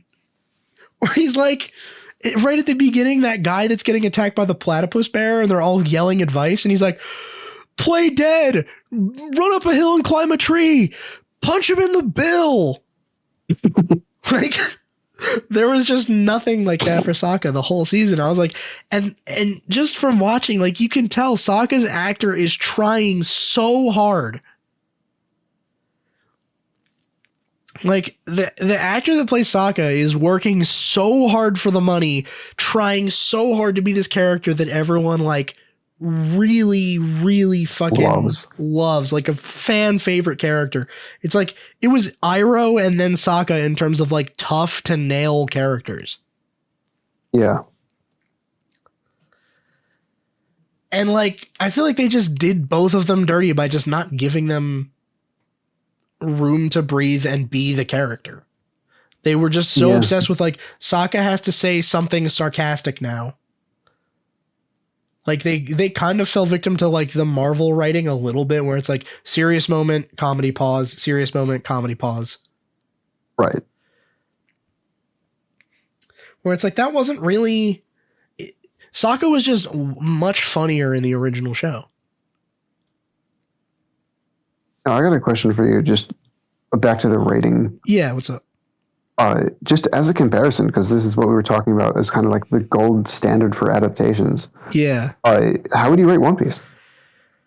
All right, I think the One Piece live action, in the context that like it has the purpose of being for people that are having a hard time getting into the show, like a 6, maybe a 6.5. Okay. Because I think it's a little bit above average if you understand that like that's what it's for. So like if it was just a direct comparison, like which one would I rather have? Like I'm not allowed to ever watch the animated version of the original East Blue Saga or the Netflix version ever again. I'm keeping the original anime adaptation every time.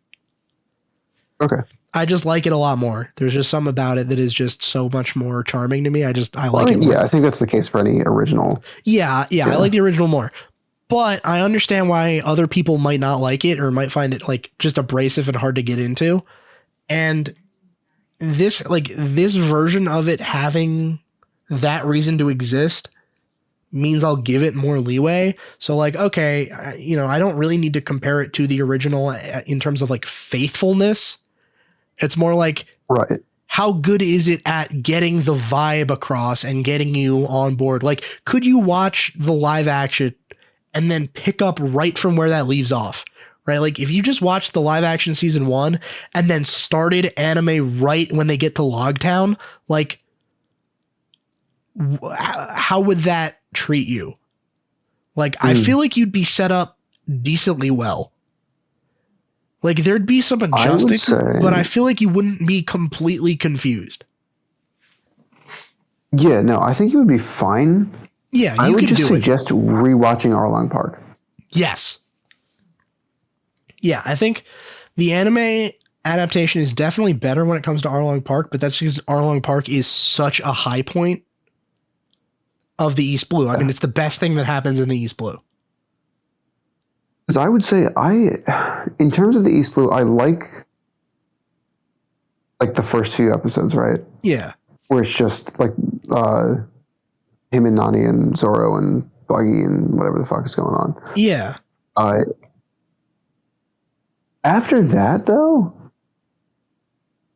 I gotta say the reason it was so hard for me to keep going was because I just didn't like the early arcs. Yeah. Like the early mini arcs. Like Usopp, I really don't like that arc. Yeah. That was one I actually preferred live action. Yeah. And same thing with Sanji. Yeah, there were definitely parts of the live action that I was like, I could see why this is easier for people to get into.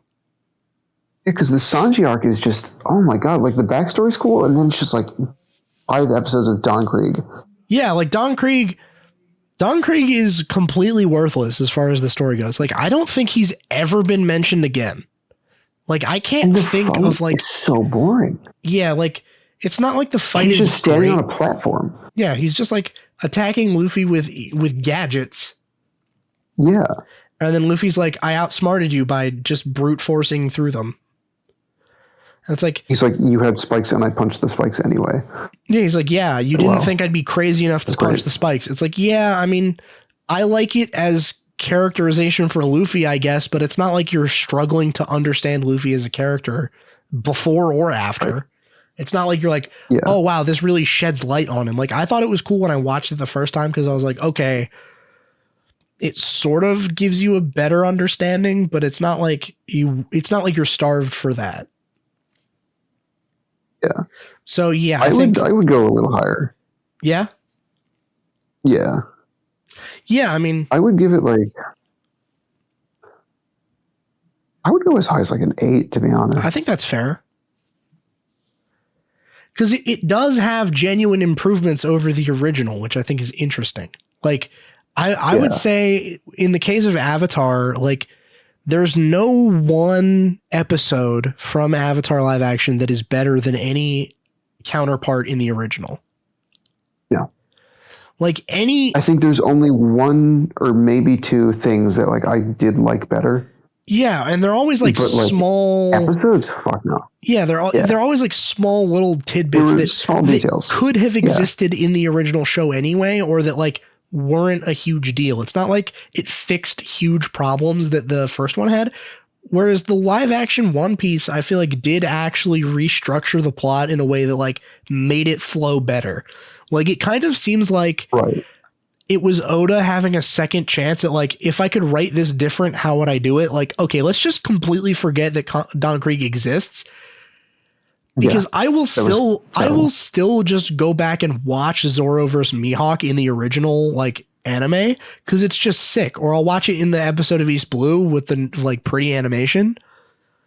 Just because that's the high point of that arc.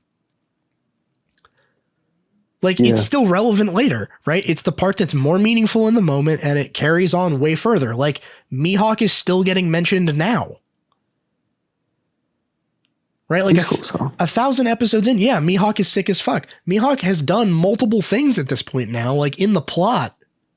Like Mihawk is relevant. Don Krieg could die the minute he fucking steps off page in the manga and no difference would be made. But like if Mihawk just stopped existing after Zoro fought him, like there would be serious plot implications.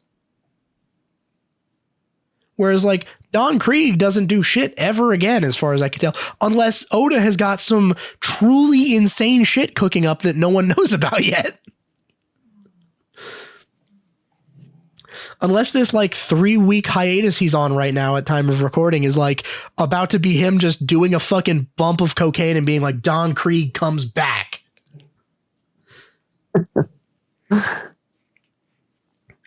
Oh, he said some, dude, Oda just loves trolling. He said some fucking scary shit. He said some genuinely spooky, scary shit. Oh. It was, so this is right after that. I'm not trying to start another topic, but because this episode is long enough, but this is the episode we're recording right after the guy that writes Dragon Ball died. Okay. So fucking Rip Toriyama, he's dead. And Oda knew him personally, so that sucks. Like they were friends. But Oda just announced recently that he's just taking a break. Like he's going on hiatus for a couple weeks as like a health thing. But he made it clear it's not that he needs a break for his health right now. Like his health is fine as far as like manga authors go, which is like not good. Like generally manga writers are just in terrible fucking health at all points of their lives. Because they just sit inside. They're inside their houses. Like, yeah, just sitting, drawing all day for years. Like, obviously that's just not good for you. Like they need to just go outside and shit.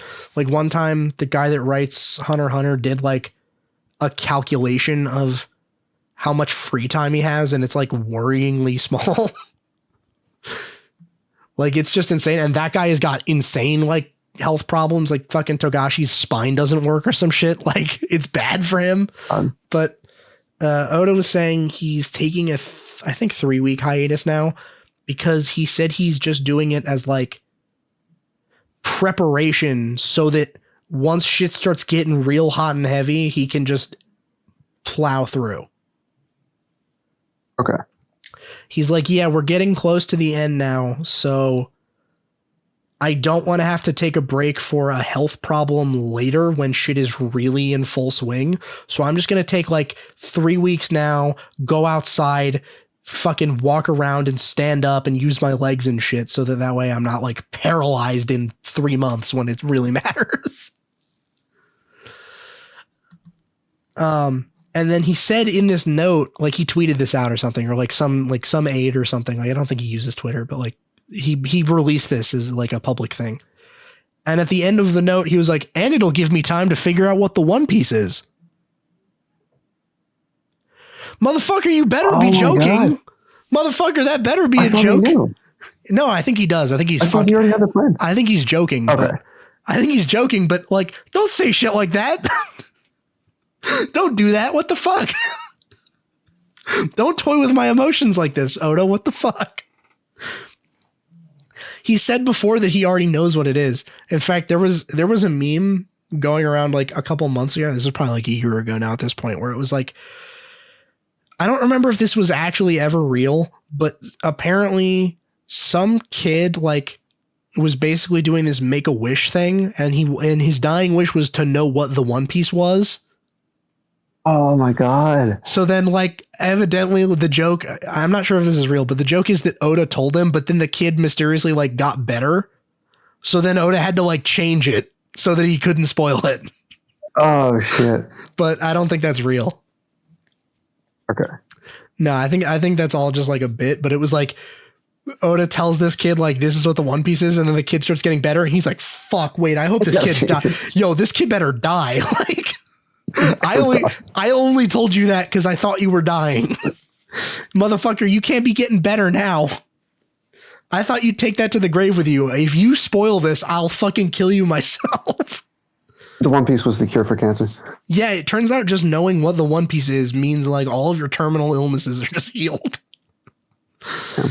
Crazy. It is actually that well written. No, but yeah, he ended his note with like, oh, and you know, this 3 weeks give me time to figure out what the One Piece is. Like, motherfucker, you had better be joking. And they've already like set up some of like, not what it is, but like they've given like important little bits of context that are super fucking cool. Like, I don't think this is a spoiler, but some people might say it's a spoiler. So I don't know. I'm so far behind. It's fine. No. I mean, I'm just saying for people that would like be mad, like, oh, I can't believe you'd spoil it. Proceed with caution. This might be a spoiler. I don't know if other people consider this a spoiler, but I don't. But they showed in a flashback, they showed Roger arriving at the final island in the Grand Line. And what he found there, they didn't show you what he found, that like this thing is probably what the One Piece is. Like it's heavily implied that he finds the One Piece on the last island. And they don't show you what it is, but they just show you his reaction. Okay. Roger gets there and he like looks at it and it's framed. So like you can see him looking into the camera and it's like behind the camera. Right. And they're like, yeah. And then Roger saw it. And then it's just a close up of his face and he's laughing hysterically. And that's all you get. And the narrator says his reaction is Roger just laughed. And then you get to see his crew like laughing with him and then they fucking leave. You don't get to see what it is.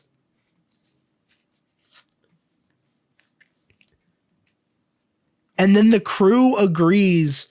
This makes the translation even more fucking confusing what the name of the last island is. They decide to name the last island Laugh Tale because they all fucking laughed at what they found. Okay. What did they find? I don't know. Is it a spoiler that they laughed when they saw it? I don't think so. Some people might think it is, but I don't think so. Because what is it? Like, we still don't fucking know. How could I be spoiling it? Yeah. Like, it better be something fucking sweet, though. It better be something cool. Bro, hopefully it's like a poneglyph or something. I don't know. Maybe it's like, maybe it's like a fourth super weapon. Maybe it's that. Fuck, did Joy Boy leave it? Do we know? When exactly did Laugh Tale get there? There's so many fucking questions. Oda, you better not be fucking with me when you say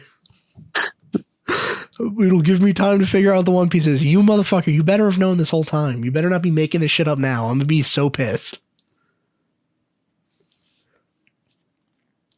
I'm going to go track down that Make-A-Wish kid and ask him what it actually was. If it turns out that he didn't know. If Oda was like, I just made it up now, I'm going to find that Make-A-Wish kid. I'll be like, what the fuck did he tell you it is? Tell me.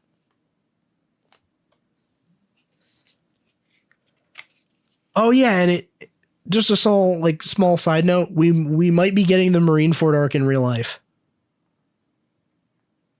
What do you mean? I saw a TikTok earlier that is saying that I don't know if any of this is real. I didn't have time to check because I spent so much time watching Avatar to be ready for this episode that I didn't have time to check this. I just saw a guy talking about it on TikTok, so this is probably made up.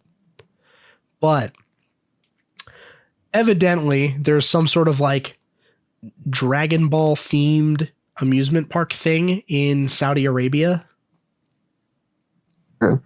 And the bit is, if you know Dragon Ball, if you know anything about it, like the plot is they have to go get all of the Dragon Balls together. And if you assemble like all make of them, a wish or some shit, right? if you assemble them all together, the fucking dragon Shenron will show up and grant you a wish.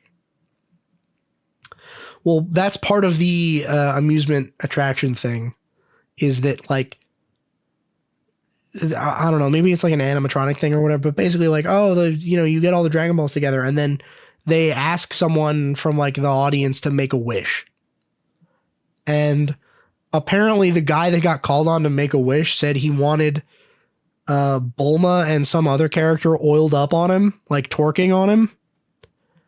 And because it's Saudi Arabia, they're like, that is public indecency for you to have said that. We're going to fucking kill you. Like, this guy might be facing the death sentence. I don't know. This all sounds made up, but this is what this guy on TikTok was saying. But basically, he was presented all of the Dragon Balls, and he said, I want Bulma oiled up bouncing on it in front of me, ass naked.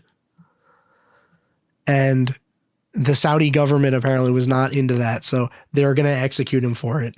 But you know that the Mexican drug cartel will not stand for that. They will not stand for the Saudi Arabia government killing people that want Bulma oiled up bouncing on it. So are they going to intervene? So likely the Mexican drug cartels will all team up and attack Saudi Arabia together as one army to try to free their boy. Because he wants Bulma and Kefla and Videl. Oh, this is the guy from the cartel? No, this guy is not from the cartel. What? This guy's not from the cartel. He's just some guy? He's just a guy. And they're just intervening? Well, so it's a bit of a meme. It's a bit of a meme that Hispanic people love Dragon Ball, apparently. Oh, okay. Just in general, just for some reason, South America, Dragon Ball goes incredibly hard in South America for some reason. Did not know about that meme. Yeah, it's a huge deal, apparently. Like, there was some image of like some parade that was being held with like, it was real shitty, like all, ramshackle thrown together, but like Dragon Ball character parade in like fucking Peru or something. Awesome. Like, Dragon Ball goes incredibly hard in South America.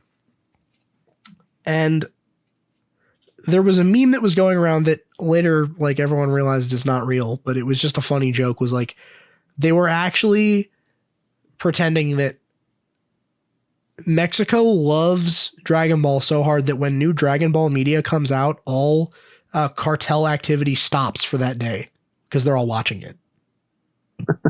Like, all the cartels like stop dealing drugs and killing each other and beheading people because they're like, yo, holy shit, you see that new fucking Dragon Ball episode came out? We're all gonna watch it. So for them to hear that their boy, who just simply wanted Shenron to grant his wish of all of the Dragon Ball baddies bouncing up and down on his meat, oiled up, butt booty naked, they're gonna go intervene. They're not gonna let this go. Noble cause. They're not going to let their boy die for it. So, I mean, that's basically the Marineford arc in real life. Nice. Let's just get a ragtag group of criminals to attack a government because they don't want their boy executed. We're getting One Piece in real life via Dragon Ball. Thank you. Thank you, Toriyama. That's a good filler one you said, huh? Yeah, yeah. Dude, Toriyama, you're a real one, bro. Thank you. You got us One Piece in real life.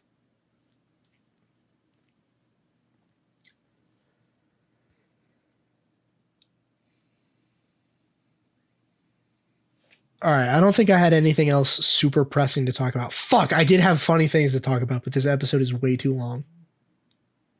Like something I'm going to condense down into a sentence. Okay. I know we've talked about it before on this channel, but as far as Western animation and Western shows in general go, Invincible is fucking nailing it. Oh, is Invincible season 2 out? Yeah, so season 2 came out in November, and then they took a mid-season break for like 3 months or 2 months or something. What the fuck? How did I not know that it came out in November? What the fuck? And it's been fucking amazing. Okay. That's it. That's all I have. Okay, no, that's sick. I'm glad it's elaborate. I'm glad it's good. Fucking awesome. I'm glad it's good. No, because that's always the bit I keep coming back to is like, damn, dude, I really like a lot of these fucking anime coming out now, right? Like, oh, this fucking One Piece is so good. JoJo's still getting made. That shit is sick. Fucking Vinland Saga is so good. Like, I want to watch that one. Vinland Saga is fucking sweet, dude. You gotta watch it. It's so good. It's like, okay, here's the thing. I'm not one to like get super into like the symbolism and the meaning of art. Mm-hmm. But like Vinland Saga does it so well. Like it does it so well that I'm like appreciating that shit. Yeah, I've only done that with one show before too. Which one? Over the Garden Wall. Ah, okay. Over the Garden Wall's good. I like that one. Yeah, it's fucking awesome. I gotta rewatch it. It's been so long. It's so fucking good. Yeah, I remember watching it at the time and being like, this shit is so good, dude. Yeah, I definitely gotta rewatch that. But dude, fuck, Vinland Saga is so good. Like every couple weeks, I just keep thinking about it and being like, there's just something new for me to appreciate about it. It's just so smart. And like, there is something about it that is so cool. I respect it. Like it doesn't give you what you want. It doesn't like there's no fan service, which sounds like, you were telling me about that. It sounds like a weird thing to the second season, right? Yeah, it sounds like a weird thing to like about a show that like, oh, there's no fan service or anything. Like, why would you like that about it? Like, why is that such a good, like, okay, cool, I guess. But it is so not concerned with making you like it. It's just doing its own thing that is so respectable. That's like awesome. Vinland Saga is the like personification of a guy like that just doesn't have to tell you how cool he is. You just know. Like that's what I feel about Vinland Saga is like it is so rare that I'll be watching a show and like think about it later and I can feel the fucking writer like talking through the show. Like it's about these like lofty concepts, but it doesn't get lost or like muddled in the execution. And it feels like there's never any scene where he's like forced to compromise on it at all. All right. Like there's so much cool shit about just like the concept of violence and the fact that it's set in Vikings. Like it is done so intentionally on purpose. It fucking hurts.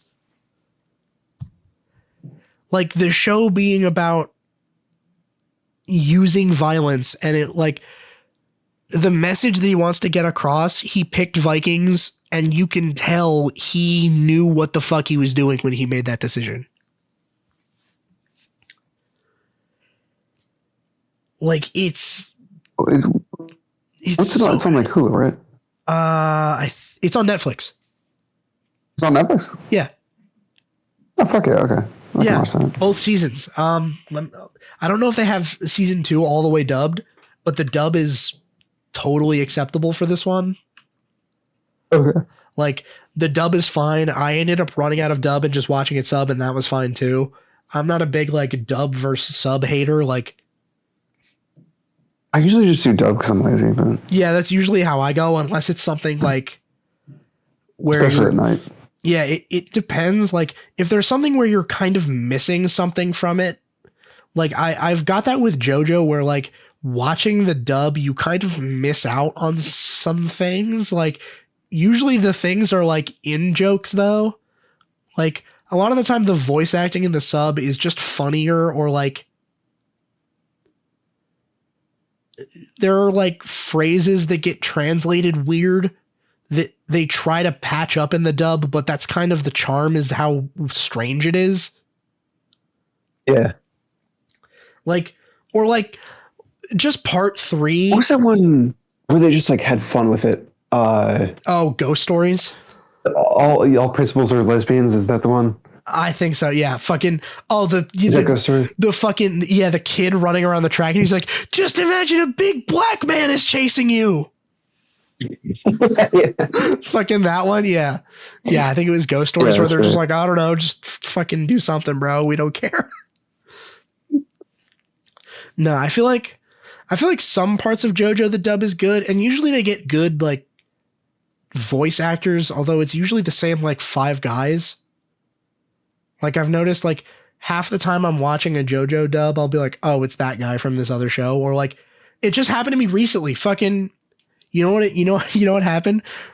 I was rewatching The Siege of the North yesterday, like last night before I went to bed. Remember that guy that Sokka doesn't like? Remember, like, he gets to the guy that's supposed to marry Yue? Yeah, yeah. It's that one douchebag, Han. That guy is voiced by Part 2 Joseph Joestar in the dub. What, from the dub of JoJo? Yeah. God, I awesome. heard his voice. I was like, fucking Joseph Joestar? What the fuck? From Battle Tendency? What the hell? I was like, bro, that's his voice.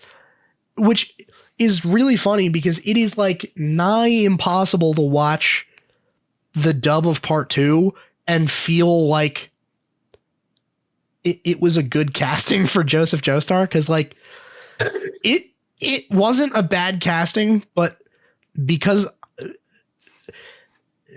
I know of that voice actor from somewhere else, it is like so hard to not think about it. The voice actor they get for Joseph in Part 2 is the guy. Growing up, did you ever watch Codename Kids Next Door? Yes. You remember number 1? Yeah. It's him. Was he the bald one with the sunglasses? Yeah, he's the bald one. Yeah. They get him to voice Joseph Joestar in the dub of Part 2.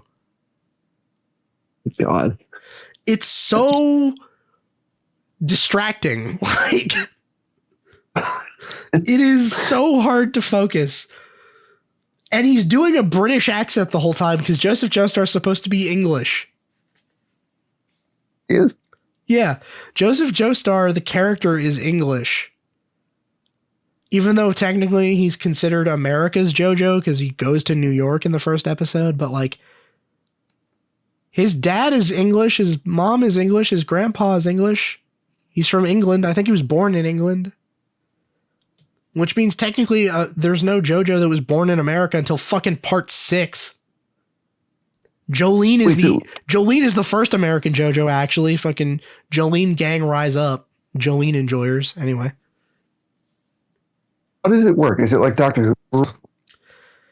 Not necessary. Basically, every part follows a different one, and they're all related, like, family members. Oh, they're family. Yes. I thought it was like Doctor Who, like reincarnations. No, they don't reincarnate. It's like one family line. Okay. Until you get to Part 7 and 8, which are their own separate thing. So, like, 7 and 8, I think they might be related. I don't know enough about Part 8 to say conclusively, but I think Gappy is related to Johnny, but I don't know. Okay. And, like, it's even weirder because, like, is he actually? Okay, I don't know a lot about Part 8, so this isn't a spoiler, but, like, is Gappy related to Johnny at all? Because his name, he's not a JoJo, like, his name's not JoJo in Part 8. He doesn't even know what his fucking name is. Everyone just calls him Gappy, because he has a fucking huge tooth gap, but no one in the manga calls him that. Like, that's just what fans call him. Everyone just starts calling him Josuke in the show, like not in the show, but in the manga, they start calling him Josuke, but that's just because the family that he's hanging out with named him after their dog. That's not his name. If he had a name, it would be Kira, but he's not Kira, but he kind of is a little bit Kira because he got buried, I think. Part 8 is fucking weird, dude. And then they make the stag beetles fight. They fight rhinoceros beetles, dude. Part 8 is fucking crazy. Is Joshu related to Johnny? Fucking Joshu, dude. Oh my god. Okay, you might enjoy this one. Here's a little tidbit about part 8. Okay. So you know a bunch of the powers are music references, right? Yeah. Joshu's reference is supposed to be Nat King Cole. What? His reference is like supposed the to be Christmas song guy? Yeah, Nat King Cole. He's supposed to be a reference to that. You know what they call it? You know what they call his thing? Is like because Nat King Cole is not like the name of a band. It's just that guy's name. Which is, yeah. And it's not the character's name because the character's named Joshu. So they change it to like, they change his ability to be, I can't even remember because it's been so long since I read part 8 and I never finished it. I got to get back to it.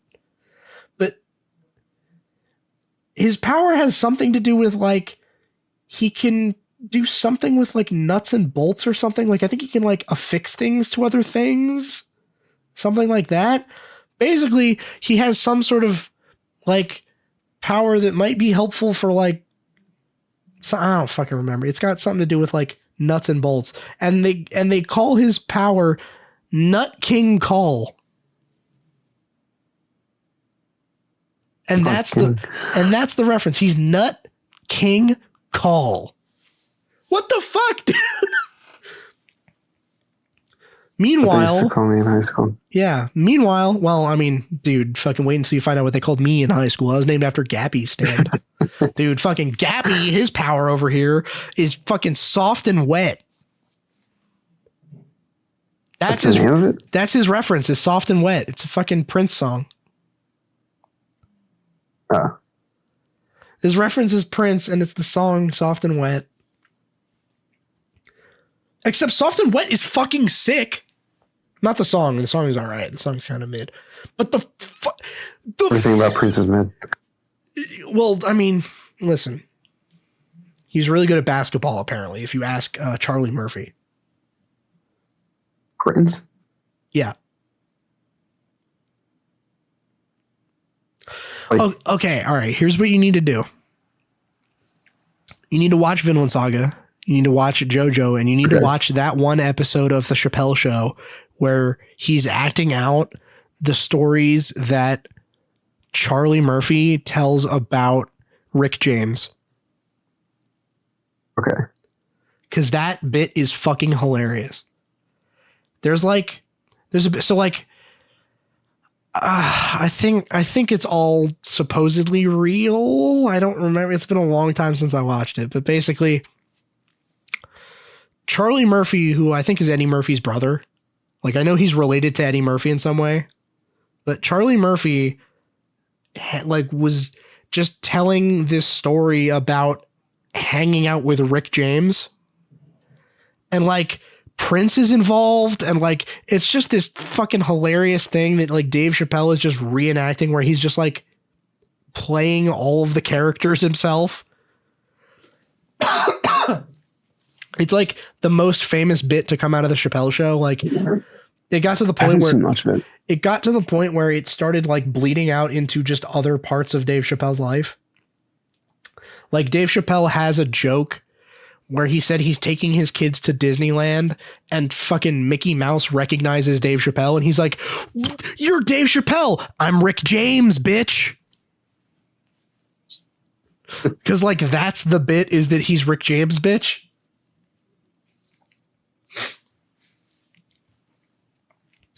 No, but dude, fucking, I could go on for so long about just weird shit in JoJo. But I feel like there are certain parts of JoJo that if you're watching it dubbed, you might be missing out on. Like some of the weird parts where like a part 3 character will speak English, but it's his sub actor doing it, so it just comes off as weird. Like there's one part where one of the good English, or is it just like no, it's terrible. It's fucking horrendous. Hold on. I'll get you a clip. Hold on. Okay, I'm not gonna play it on the episode just because I don't want to fucking edit all that. And if you're 3.5 hours in, you can probably do your own fucking research. You probably already know. 3.5 hours? Yeah, just about. Jesus.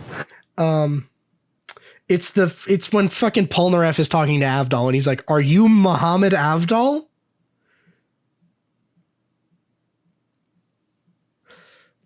Hold on. Oh, and hell to you? Yeah, okay. Fucking hell to you. Oh my god.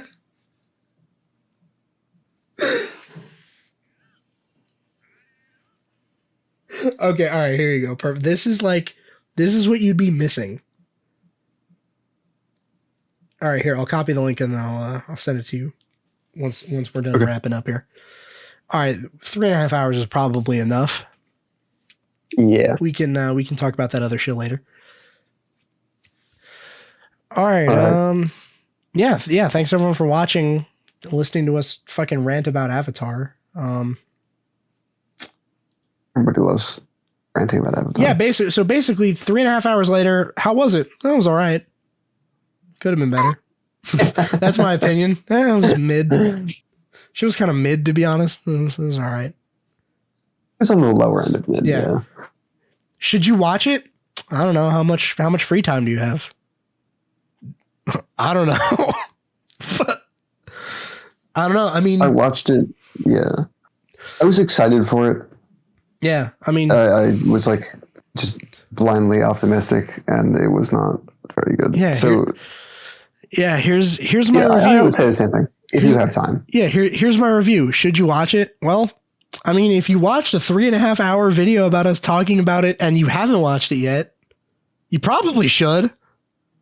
But I mean, I don't know that you have to. I mean, I feel like we broke it down pretty well. We summed it up pretty well. Yeah, but just about. I mean, if you couldn't tell whether you'd like it or not from this, I mean, bro, just fucking watch it. Like, holy shit. Yeah, but thanks everyone for listening. Hopefully I'll get this one up soon. Hopefully I can have this up. Hopefully I can have this up. I don't know, like Tuesday or Wednesday this week. I don't know. It's like the only days I have free this week. And I have to make a video for the main channel anyway, because I was in the middle of making that like 2 weeks ago when it would have been relevant, but then I got sick and couldn't do the voiceover. So that was sick. But my throat works again because I'm still the throat goat. So yeah. Thanks everyone for listening. We'll see you next episode.